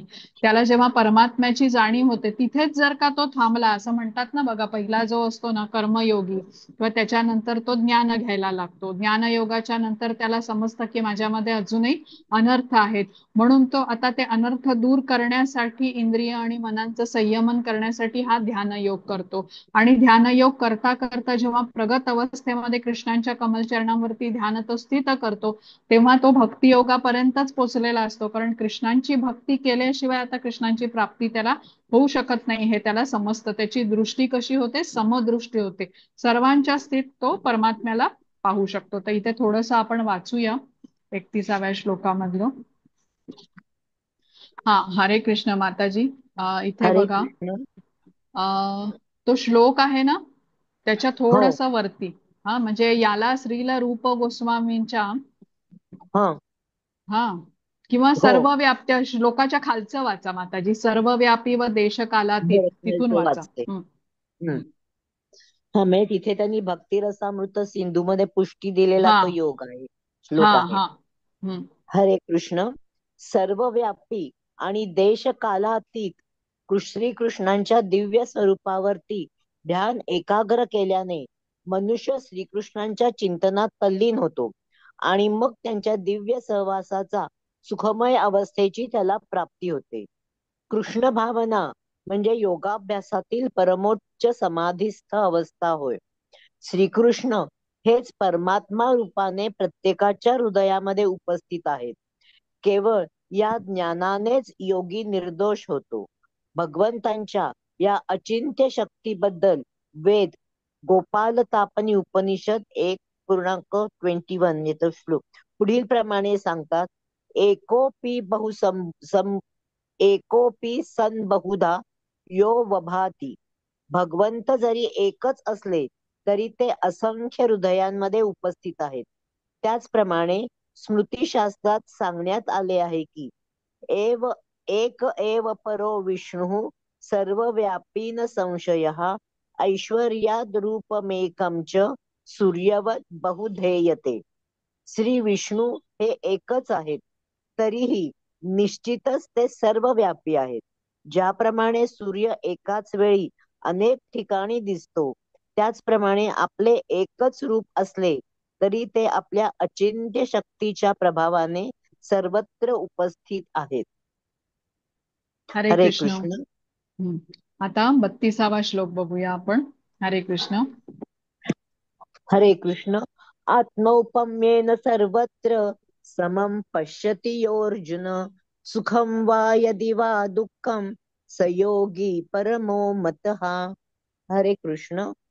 हरे कृष्ण. हे अर्जुना, जो आपल्या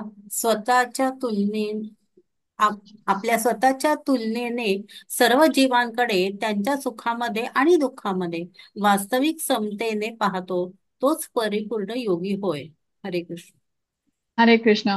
आता ह्या अष्टांग योगीला आपल्या हृदयामध्ये स्थित परमात्म्याची अनुभूती होते आणि तो हे जाणतो की हाच परमात्मा इतर सर्व प्राणी मात्रांच्या हृदयातही स्थित आहेत. हेच कृष्ण किंवा हेच श्री विष्णू आहेत. आता त्यामुळे सर्वांकडे बघताना त्याच्या सुखदुःखाची जाणीव त्याला असते. त्याला समजतं की जीवाला दुःख भोगावं लागतं आहे, कारण त्याला जो भगवंतांच्या बरोबरचा जीवाचा संबंध आहे त्याचं विस्मरण झालंय. जसं आता आपल्या शरीरातील सर्व अवयवांना आपण एकसारखं महत्व देतो बघा. डोकं आहे म्हणून त्याची जास्त काळजी घ्यायची, पायाकडे जास्त लक्ष द्यायचं नाही, असं न करता सर्व अवयवांना सारखं महत्व देतो. तसाच हा योगी जो आहे सर्व प्राणी मात्रांना समदृष्टीने कृष्णांचं अस्तित्व त्यांच्यामध्ये आहे हे मानू शकतो. प्राणी मात्रांचं दुःखही आपलंच आहे असं तो मानतो आणि या दुःखाचं मूळ कारण कृष्णांच्या बद्दलचं जे संबंधाचं अज्ञान, हे जाणून कृष्ण भावनेचं ज्ञान सर्वांपर्यंत पोहोचवण्यासाठी तो प्रयत्नशील असतो. कृष्ण भावनेचा प्रसार करून सर्वांना कृष्ण भावना म्हणून तो प्रेरित करत असतो. तर इथे तात्पर्यामध्ये श्रीला प्रभुपाद समजवतात की जो अष्टांग योगी असतो तो आपल्या वैयक्तिक लाभासाठी योगसिद्धी करतो, पण कृष्ण भावना भावित भक्त केवळ आपल्या वैयक्तिक प्रगतीची इच्छा न ठेवता परोपकार पण करतो. त्यामुळे तो अष्टांग योगापेक्षा अधिक सिद्ध असतो किंवा श्रेष्ठ असतो. या श्लोकाच्या तात्पर्यामध्ये श्रीला प्रभुपाद तुलना करून अष्टांग योगाची आणि कृष्ण भावना भावित भक्ताची आपल्याला हेच समजवतात की भक्त हा श्रेष्ठ आहे. त्यामुळे ते सांगतात की कृष्णाची भक्ती तुम्ही करा, जप करा हरे कृष्ण महामंत्राचा, आणि सेवा करा, आणि भक्तियोग कसा श्रेष्ठ आहे हे आपल्याला याची अनुभूती आपण घेऊ शकतो. आता 33वा बघू आपण. हा, हरे हरे कृष्ण. कृष्ण. अर्जुन उवाच योऽयं योगस्त्वया प्रोक्त साम्येन मधुसूदन एतस्याहं न पश्यामि चञ्चलत्वात् स्थितिं स्थिराम्. हरे कृष्ण. हरे कृष्ण. अर्जुन म्हणाला, हे मधुसूदन, तुम्ही सांगितलेली योग पद्धती ही मला अव्यवहार्य अ, आणि असह्य वाटते, कारण मन हे चंचल आणि अस्थिर आहे. हरे कृष्ण. हरे कृष्ण. आता हा अध्याय सुरू झाला, 6वा अध्याय. त्याच्या 11व्या श्लोकापासून कृष्णांनी अष्टांग योगाच्या पायऱ्या म्हणजे यम, नियम, आसन, प्रत्याहार, धारणा, ध्यान आणि समाधी हे आतापर्यंत अर्जुनाला सविस्तरपणे समजावून सांगितलेले आहेत. आणि हे सर्व पालन करून तो एक परिपूर्ण योगी बनू शकतो हे समजावून सांगितलं. आता हे सर्व ऐकून घेतल्यानंतर अर्जुन म्हणतोय की या योग पद्धतीचा अभ्यास मला जमणार नाही, कारण मन कसं आहे, अस्थिर आहे, चंचल आहे. त्यामुळे हा योगाभ्यास मी करू शकणार नाही. आता आपण बघा कलियुगामध्ये आहोत. माणसाला गृहत्याग करून वनात जाऊन एकांतवासात राहणं शक्य नाहीये. हा अष्टांग योगाच्या अभ्यासासाठी एकांत स्थान आवश्यक आहे, हे आपण समजून घेतलो. आणि कलियुगाची माणसाची आयु कशी, जेमतेम आता 100 वर्षाची आहे. या अल्पायुषी जीवनात व्यक्तीला अत्यंत कठीण संघर्ष पण करावा लागतो आहे. हे कलियुगाचं लक्षणच आहे. आता अर्जुन तर इथे द्वापार युगामध्ये आहे आणि तोही म्हणतोय की अष्टांग योग पद्धतीचा अभ्यास मला जमण्यासारखा नाहीये. अर्जुन हा राजघराण्यातला होता, अनेक गुणांनी तो युक्त होता, अत्यंत महान योद्धा होता, दीर्घायुषी होता, आणि सगळ्यात म्हणजे तो कृष्णांचा परम सखा आणि भक्त होता. आणि ही जी गोष्ट आहे भगवद्गीता कृष्ण म्हणतायत, तर ही 5000 वर्षांपूर्वीची आहे. तिथे अर्जुन कृष्णांना सांगतोय की हा अष्टांग योग मला जमण्यासारखा नाहीये. आता 5000 वर्षांच्या पूर्वी आतासारखं इंटरनेट नव्हतं, टीव्ही नव्हता, सोशल मीडिया नव्हते, किंवा ही मनाला विचलित करणारी जी विविध साधनं आता कलियुगामध्ये आहेत ती नव्हती. आणि अर्जुन हा कसा होता, अत्यंत कुशल योद्धा होता, एकाग्र चित्त होता. तो म्हणतो आहे की मला हा मार्ग जमण्यासारखा नाहीये, मला हा मार्ग अव्यवहारिक वाटतो, कारण सांगतोय तो की मन चंचल आणि अस्थिर आहे. आता शास्त्राच्या आधारावरती आपल्याला समजतं की सत्ययुगामधल्या माणसाचं आयुष्य हे जवळजवळ 1 लाख वर्षांचं होतं. कुठले ऋषी मुनी हे 10-10, 20-20 हजार वर्ष तपस्या केली होती, त्यांनी अशा आपण गोष्टी ऐकलेल्या आहेत. मग त्रेतायुगामध्ये हे आयुष्य घटून हे 10,000 वर्षांचं झालं. द्वापार युगामध्ये ते अजून कमी होऊन जवळजवळ 1 वर्षापर्यंत झालं, 1000 वर्षापर्यंत झालं. आणि कलियुगामध्ये आता ते जेमतेम 100 वर्षाचं आयुष्य उरलेलं आहे. आणि कलियुगामधल्या माणसाच्या शारीरिक आणि मानसिक क्षमता पण खूप कमी झालेल्या आहेत. सत्ययुगामध्ये, त्रेतायुगात आणि द्वापार युगातील माणसं ही अत्यंत सुदृढ होती, उंच होती, शक्तिशाली होती. आणि जुनी मंदिरं किंवा अवशेष यांचा अभ्यास जे लोक करतात ना, तेव्हा त्यांना समजतं की त्या मोठ्या मोठ्या शिळा वापरून ही मंदिरं बनवली गेली होती. आणि त्या काळी आजकालच्या सारख्या अशा ट्रान्सपोर्टच्या वगैरे ही साधनं नव्हती. आजकाल कशा मोठ्या मोठ्या शक्तिशाली क्रेन्स वापरून हे दगड इथून तिथे नेऊन घेऊन गेले जाऊ शकतात. पण त्या काळामध्ये ही असली साधनं नव्हती टेक्नॉलॉजीची. म्हणजे पण माणसामध्ये मात्र शक्ती होती. माणूस सर्व या गोष्टी स्वतः करू शकत होता. तर कलियुगामध्ये कसं झालं, माणसाची बुद्धी पण कमी झाली बघा. आता ह्याचं उदाहरण म्हणजे जी पंचांग वगैरे ज्याला म्हणतात ना, वैदिक कॅलेंडर्स जी असतात, ज्याच्यामध्ये ग्रह तारे यांचं स्थान अचूकपणे सांगितलं जातं, आणि त्याच्यावरून ग्रहण किंवा असे काही जे घटना असतात त्यांची मांडणी अचूकरित्या केली जाऊ शकते. ही सर्व रचना मांडण्याची बुद्धी त्या काळातल्या माणसाकडे होती. आपण कसं करतो, उपग्रह किंवा सॅटेलाइट म्हणतो ना त्याला, त्याच्यावरती अवलंबून असतो बघा पूर्णपणे या माहितीसाठी. पण त्या काळामध्ये ही अशी उपकरणं जरी नसली तरी अचूक मांडणी होती, आणि ह्याचं ज्ञान त्या लोकांना होतं. तर त्या काळामध्ये मोठे मोठे यज्ञही केले जात असत. त्यासाठी शुद्ध हवन सामग्री वापरली जायची, जसं की गायीच्या दुधापासून तयार केलेलं शुद्ध तूप वापरलं जातं. होत असे.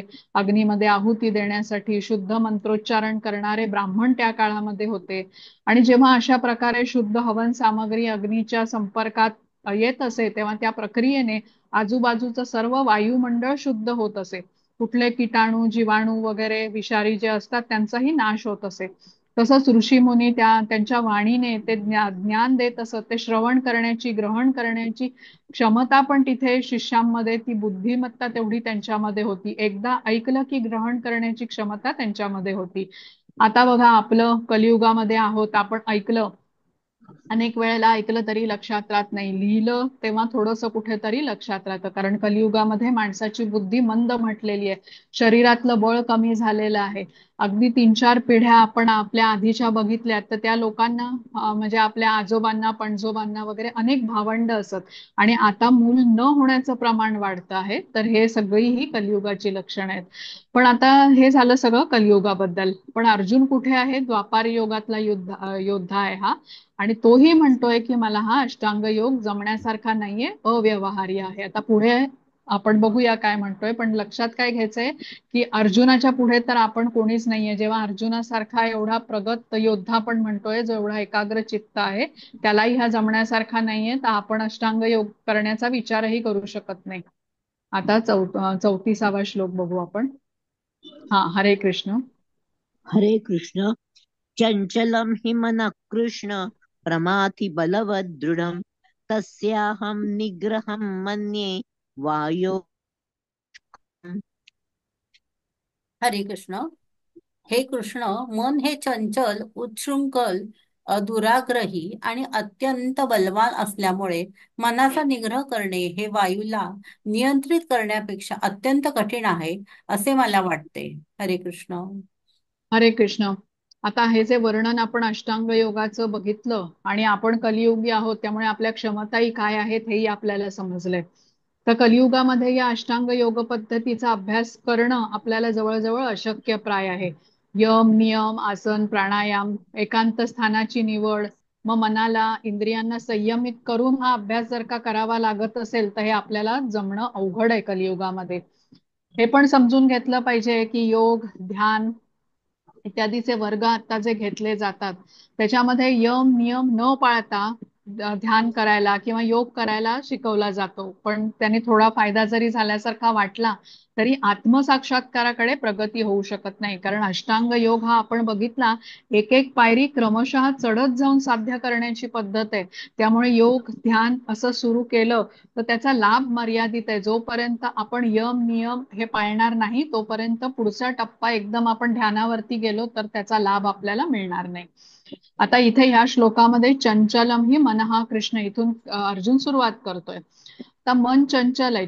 चंचल म्हणजे कसं की अस्थिर आहे. जो समतेचा जो भाव आहे ना स्थिरतेचा भाव यामध्ये मन स्थित होऊ शकत नाही. विषम परिस्थिती आली की लगेच ते अस्थिर होतं सैरभैर होतं.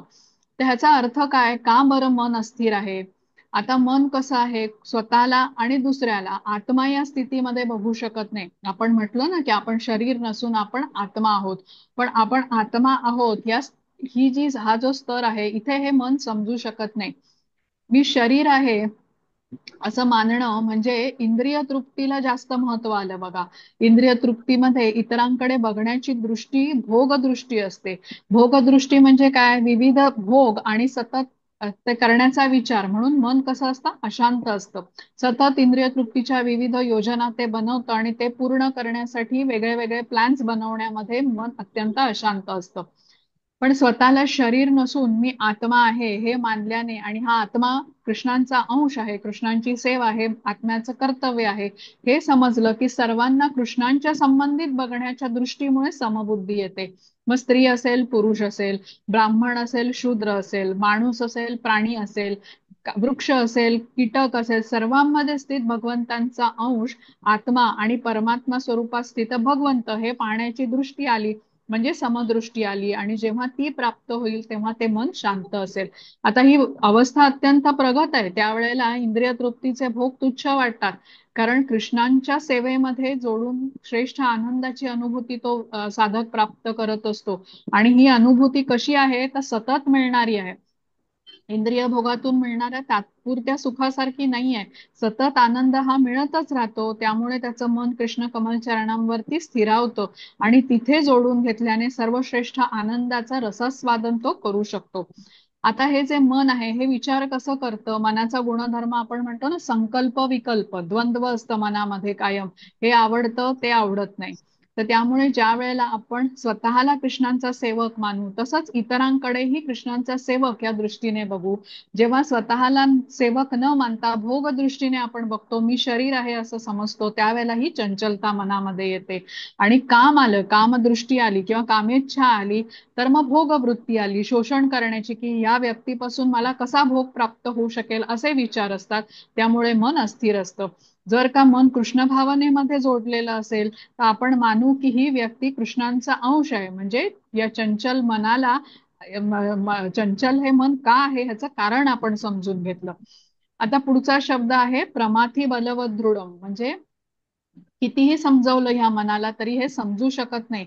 बघा, आपण कितीही वाचलं, कितीही ऐकलं, तरी तशी परिस्थिती येताच आपण लगेचच म्हणतो की हा व्यक्ती मला अजिबात आवडत नाही. कारण मनामध्ये हे सतत द्वंद्व असतं, बरं वाईट, आवडतं नाही आवडतं. म्हणजे ज्याला संकल्प विकल्प म्हणतात ते. मग बलवत दृढम असा शब्द आहे. बलवत दृढम म्हणजे मन अतिशय बलवान आहे. आता आपल्याला माहिती आहे की इंद्रियापेक्षा मन आणि मनापेक्षा बुद्धी श्रेष्ठ आहे. म्हणजे बुद्धीच्या नियंत्रणात असायला हवं मन. पण मानतं का मन? उलट बुद्धीला खेचून नेतं. जर का बुद्धी सबळ नसेल, शास्त्राचं ज्ञान नसेल, भक्तांकडून ऐकलं नसेल, तर मन बुद्धीला मानत नाही. दृढ म्हणजे हट्टी असतं म्हणूया. कितीही समजवलं तरी भोगाकडे प्रवृत्त होतच. त्याच्या पुढचं आहे तस्याहम निग्रहम मन्ये वायोरीव सुदुष्करम. आता वायू किंवा हवा तशी सर्वत्र वाहतो. हवं तिथे जाऊ शकतो. कोणी थांबवू शकत नाही वायूला. तशीच या मनाची गती असते. पाहिजे तिथे कुठेही मन जाऊ शकतं. अगदी कोणाचं ऐकत नाही. अर्जुनाच्या एकाग्रतेची कथा आपण ऐकलेली आहे ना. द्रोणाचार्यांनी बघा एका त्या झाडाला पक्षी टांगलेला होता आणि सगळ्या शिष्यांना आपल्याला सगळ्यांना बोलवलं की त्या पक्षाच्या डोळ्यामध्ये बाण मारायचा आहे. पण द्रोणाचार्य काय म्हणाले? प्रथम मी प्रश्न विचारतो, त्याचं उत्तर द्या आणि मग मी सांगेन त्याने नेम धरा. मग काय प्रश्न विचारतात द्रोणाचार्य, की तुम्हाला काय दिसतंय समोर? मग कौरव एक एक करून येतात. कोणी म्हणतं झाड दिसतंय, कोणी म्हणतं झाडाच्या फांद्या दिसतायत, कोणी म्हणतं मला पानं दिसतायत. दुर्योधन म्हणतं मला झाडं, पानं, फांद्या, आकाश, गुरुजी तुम्ही पण दिसताय. पण अर्जुन हा एकमेव असतो जो काय म्हणतो, मला फक्त पक्षाचा डोळा दिसतो. आणि मग ते त्याला नेम धरायचा आदेश देतात द्रोणाचार्य. तर यावरून आपल्याला काय समजतं? त्याची एकाग्रचित्तता समजते की तो किती फोकस्ड होता. आता जसं आपण म्हटलं की ही 5,000 वर्षापूर्वींची गोष्ट आहे, तरीही अर्जुन म्हणतोय की चंचलम ही मनः कृष्ण. आता मनाचं कसं असतं बघा, जी गोष्ट मनाला आवडते ना त्याच्यावरती ते स्थिर होतं. म्हणून श्रीला प्रभुपाद इथे आपल्याला जो उपाय सांगतात ना, की तुम्ही जप केला पाहिजे. म्हणजे जेव्हा वारंवार आपण जिभेने नाम घेतो, तोंडाने बोलतो, तेच नाम आपण कानाने ऐकतो, तेव्हा हळूहळू आपल्यामधलं जे अज्ञान असतं किंवा ज्याला अविद्या म्हटलेलं आहे ते कमी होऊ लागतं, अनर्थ कमी होऊ लागतात आणि मग नामाची गोडी आपल्याला समजते. तेव्हा आपलं मन हे स्थिर होऊ शकतं.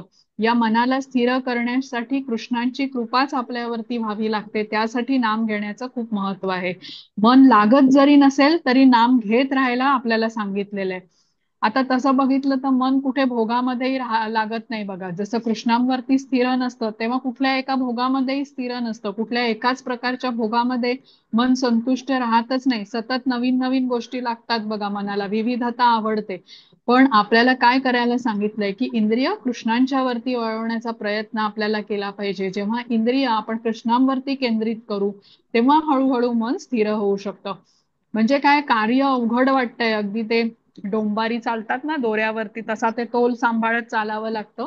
खाली पण पडू, पण ते अशक्य नाहीये, असंभव नाहीये. आणि मन चंचल असण्याचं कारण आपण समजून घेतलं की काम आदी वासनांमुळे हजारो कामना आहेत मनामध्ये आणि त्या पूर्ण करण्यासाठी मन नवीन नवीन योजना बनवत असतं. त्यासाठी ते अस्थिर आहे. आता जे मन भोगातून निघून कृष्णांच्या सेवेवरती केंद्रित होतं, तेव्हा ते स्थिर होऊ शकतो. आणि अशा ज्या सेवा असतात बघा, त्या आपल्याला शिकून घ्याव्या लागतात. आता आपण वर्गाचं उदाहरण घेऊया. जेव्हा आपण भगवद्गीतेच्या वर्गाला येतो, तेव्हा थोडा वेळ का होईना भौतिकाला आपण विसरतो, कारण ही कृष्णांची वाणी आहे. म्हणजे आपण आता हा स्वतः अनुभव घेऊ शकतो बघा. मग प्रगत अवस्थेची आपण कल्पना करू शकतो की ज्या वेळेला तो पूर्णपणे कृष्णांवरती स्थिर आहे, त्यावेळेला त्याचं मन कसं स्थिर असू शकतं. तर ह्या गोष्टी आपल्याला शिकून घ्याव्या लागतात. त्यावेळेला मग मनामध्ये हे भोगाचे विचार कमी होतात. आपण अधिक सेवेचा विचार करू शकतो की ती सेवा आपण चांगल्या प्रकारे कशी करू शकतो. आता कोणी ठरवलं की मला रोज कृष्णांना एक फूल अर्पण करायचं आहे, मग कुठलं मी फूल म्हणजे माझ्याकडे बाग असेल तर मग मी कुठलं फूल झाडं लावू शकतो, कुठलं फूल अर्पण करू शकतो. म्हणजे बघा त्याचा विचार सुरू झाला, कारण इथे मन कुठे कृष्णांवरती आपण लावलेलं आहे. याचाच उलटा आपण विचार केला की जर का भोगाचा विचार असेल तर मग आपण हे कसं करू, ते कसं करू, असा आपले विचार सुरू होतात. एखाद्याने प्रचार प्रसाराची सेवा घेतलेली असेल तर कृष्णांचं ज्ञान मी इतरांपर्यंत किती व्यवस्थितपणे पोचू शकतो, हा विचार तो करेल. म्हणजे मनाला संयमित करण्याचा हा सगळ्यात सोपा आणि उत्तम उपाय आपल्याला इथं श्रीला प्रभुपादांनी सांगितलाय. कृष्णाच्या कथांचं श्रवण करायचं, कृष्णांची वाणी ऐकायची, ज्याने मनाला प्रसन्नता मिळते आणि हे मन आता भोगांकडे वळत नाही आणि क्रमशः ते शुद्ध होत जातं. म्हणजे औषध कडू आहे म्हणून ते घेणं टाळलं तर आजार बरा होत नाही. आजार लवकरात लवकर बरा व्हावा म्हणूनच त्यावरती दिलेलं हे औषध आहे. तसंच मन लागत नाही म्हणून जप करणं सोडायचं नाही, तर मनाला स्थिर करण्यासाठी सांगितलेला हा आपल्याला गुरु साधू आणि शास्त्र यांनी हा उपाय आहे. तर आपण ती शरीराच्या रथाची स्लाइड बघितली होती बघा. इंद्रियाचा लगाम काय आहे? मन आहे. मनावरती नियंत्रण बुद्धीच आहे. पण बुद्धी विवेकशील असण्यासाठी, योग्य अयोग्याचं अचून ज्ञान असण्यासाठी शास्त्राद्वारे ज्ञान घ्यावं लागेल बुद्धीला, तेव्हा ती काहीतरी मनावरती लगाम घालू शकेल. आणि त्यासाठी मी शरीरच आहे हाच जर का आपण हे ठेवला, काय म्हणतात तो, अशी मान्यता ठेवली, तर मग आपल्याला इंद्रियांना संयमित करणं अवघड होईल. आपण शरीर नसून आपण आत्मा आहे हे ज्ञान घेतल्याने क्रमशः आपण ही प्रगती करू शकतो. आता मनामध्ये कसं पूर्वजन्माचे संस्कार पण असतात, पूर्वकर्म केल्याच्या इच्छा असतात आपल्या, आणि ते आपल्याला करण्यासाठी तसं तसं आपण प्रवृत्त होतो त्या प्रकारचे भोग करण्यासाठी.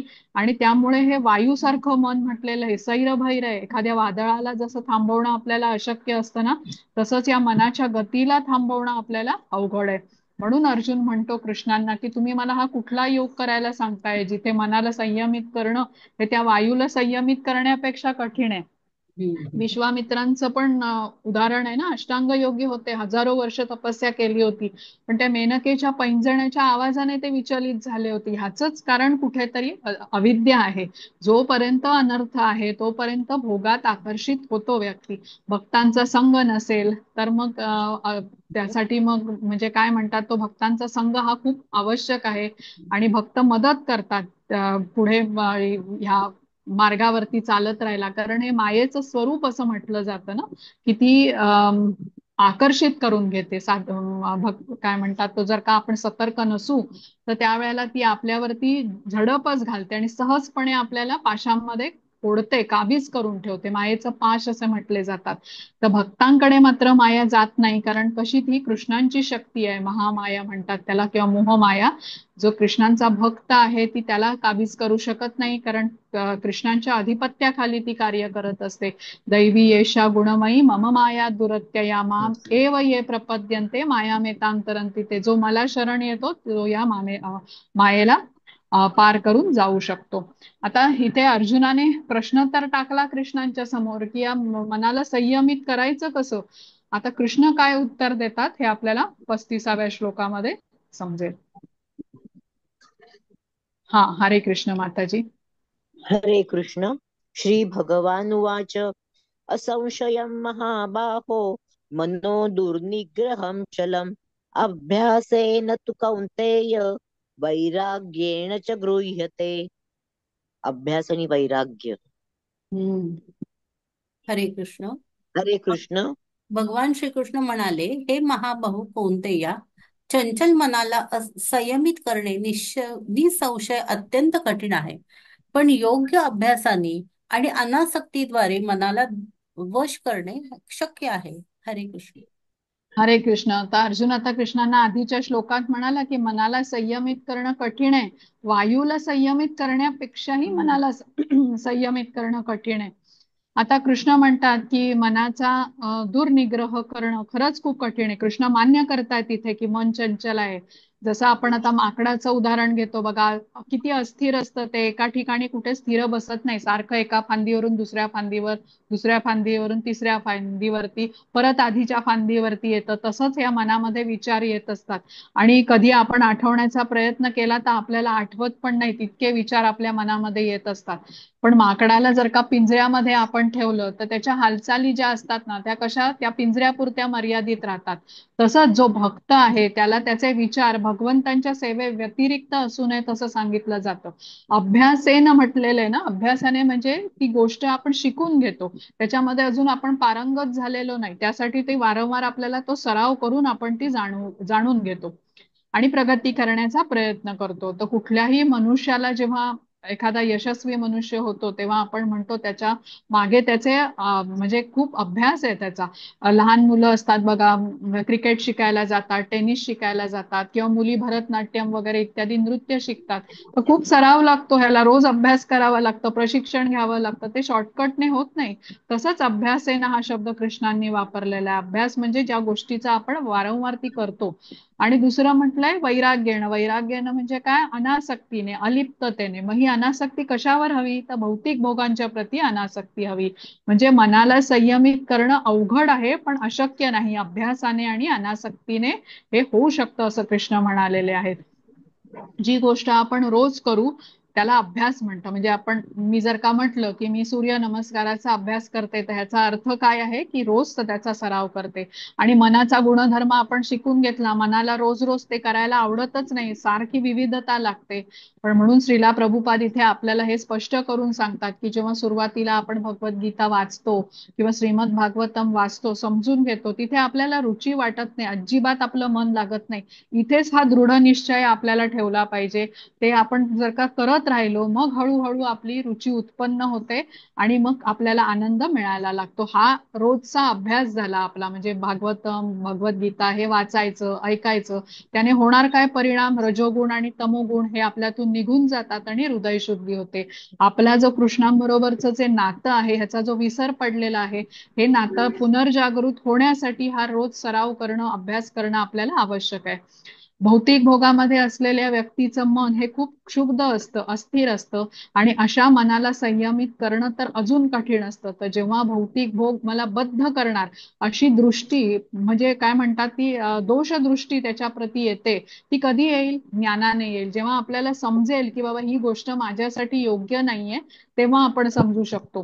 जेव्हा आता सर्दी खोकला लोकांना वारंवार होणाऱ्या व्यक्तीला बघा सांगितलं जातं ना दही खाऊ नका, डॉक्टर जेव्हा किंवा वैद्य सांगतात त्यावेळेला जेव्हा त्याची दोषदृष्टी होते दह्याकडे तेव्हा तो त्याग करतो. तसंच हे विषयभोग माझ्यासाठी योग्य नाहीत अशी दोषदृष्टी त्याची तयार झाली तर मन त्याचं संयमित होतं.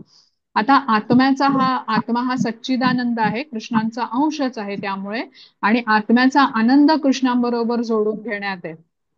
या भौतिक भोगामध्ये भौतिक भोग जे आहेत त्या आत्म्याला तो आनंद देऊच शकत नाही.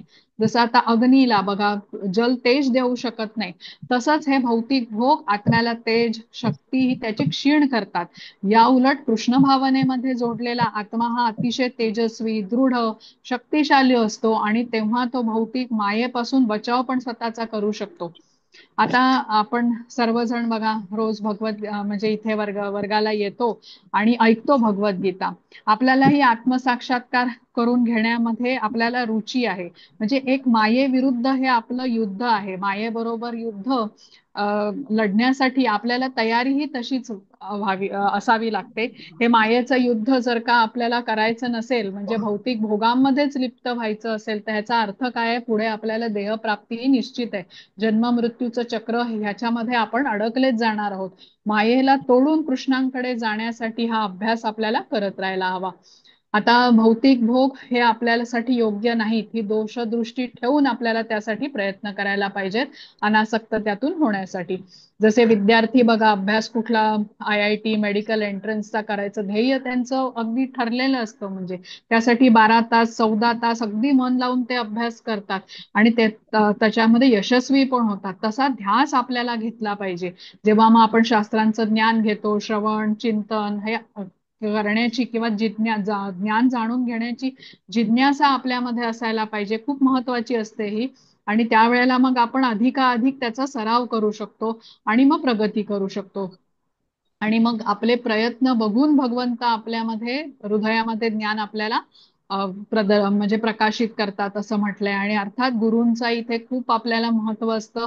जे आपण 4थ्या अध्यायामधला 34वा जो श्लोक शिकलो ना, की तद्विधी प्रणिपातेन परिप्रश्नेन सेवया, की गुरूंची विनम्रतेने सेवा करून त्यांना प्रश्न विचारून तुम्ही हे ज्ञान घ्या.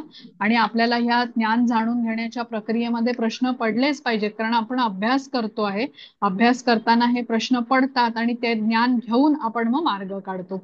आता हे आपण दोन्ही गोष्टी समजून घेतला, की अभ्यासेनं आणि वैराग्यानं. तर जेव्हा कृष्ण भावना भावित कार्य असा साधक वारंवार करू लागतो, तेव्हा त्याला रुची वाटते. त्याची एकेकाळी जी उदासीनता होती हे कार्य करण्यामध्ये, हे ज्ञान घेण्यामध्ये, ती आता कमी होऊ लागते. आणि ही रुची वाढल्याने तो अधिकाधिक ज्ञान घेण्याचा, कृष्ण भावना भावित कार्य करण्याचा प्रयत्न करतो. कृष्ण भावना भावित कार्यामध्ये आता त्याला आनंद वाटू लागल्याने भौतिकाकडची त्याची ओढ निश्चितच कमी होऊ लागते, म्हणजे अनासक्ती त्याला आपोआपच होते. म्हणजे एखाद्या गोष्टीबद्दल आपण जेव्हा विचार करतो तेव्हाच ज्या वेळेला आपल्याला ती करण्यामध्ये काहीतरी रस असेल, आता जी गोष्ट आपल्याला करायचीच नाहीये तर मग त्याच्याबद्दल आपण विचार, म्हणजे आपलं मन तिथे जाणारच नाही. तर हेच आपल्याला इथे सांगितलं जातं, की जप करताना मनामध्ये अनेक विचार येतात, त्या विचारांवरती कृती करायची नाही. हळूहळू ते विचार येणं थांबतील. आता आपलं कसं आहे, मन खूप सैरभैर आहे, अनेक विचार येतात, पण आपल्याला ते बळजबरीने मनाला परत परत आणायचं आणि कृष्णांवरती स्थिर करायचे. असं करता करता मग एक दिवस येईल ते भौतिकामधलं मन हटून आता कृष्णांवरती स्थिर होईल. आता इथे बघा, अर्जुनाला कृष्ण ना महाबाहो असं संबोधतायत ना श्लोकामध्ये, असंशयम महाबाहो. महाबाहो म्हणजे काय, की अर्जुन कसा आहे, निष्णात योद्धा आहे. शौर्याने त्याने अनेक शत्रूंचा पराजय केलेला आहे. त्याच प्रकारे आता आपली सद्विवेक बुद्धी वापरून तो मनाला जिंकू शकतो. म्हणजे हे खूप महत्वाचं सांगतात, कारण सगळ्यात मोठा शत्रू आपला मन म्हटलं जातं. जसा मित्र पण आहे तसंच शत्रू पण आहे. संयमित मन असेल तर ते मित्र आहे, ते भगवंतांच्या जवळ घेऊन जाईल. आणि भोगांकडे प्रवृत्त झालेलं मन हे शत्रू आहे, आपण अधिकच गुंतत जाऊ.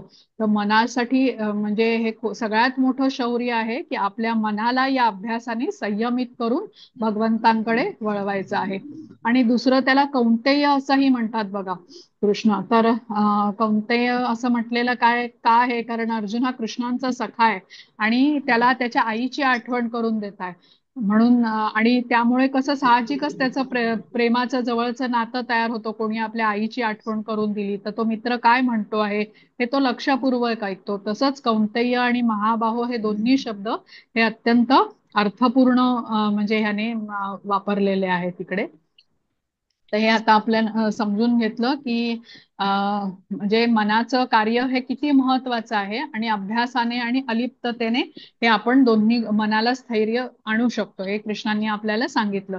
कृष्णांची इच्छा काय असते बघा, की भक्ताने माझी सेवा करावी, माझ्यापर्यंत पोचावं, कारण आपण दुःख भोगतो आहे हे त्यांना माहिती आहे.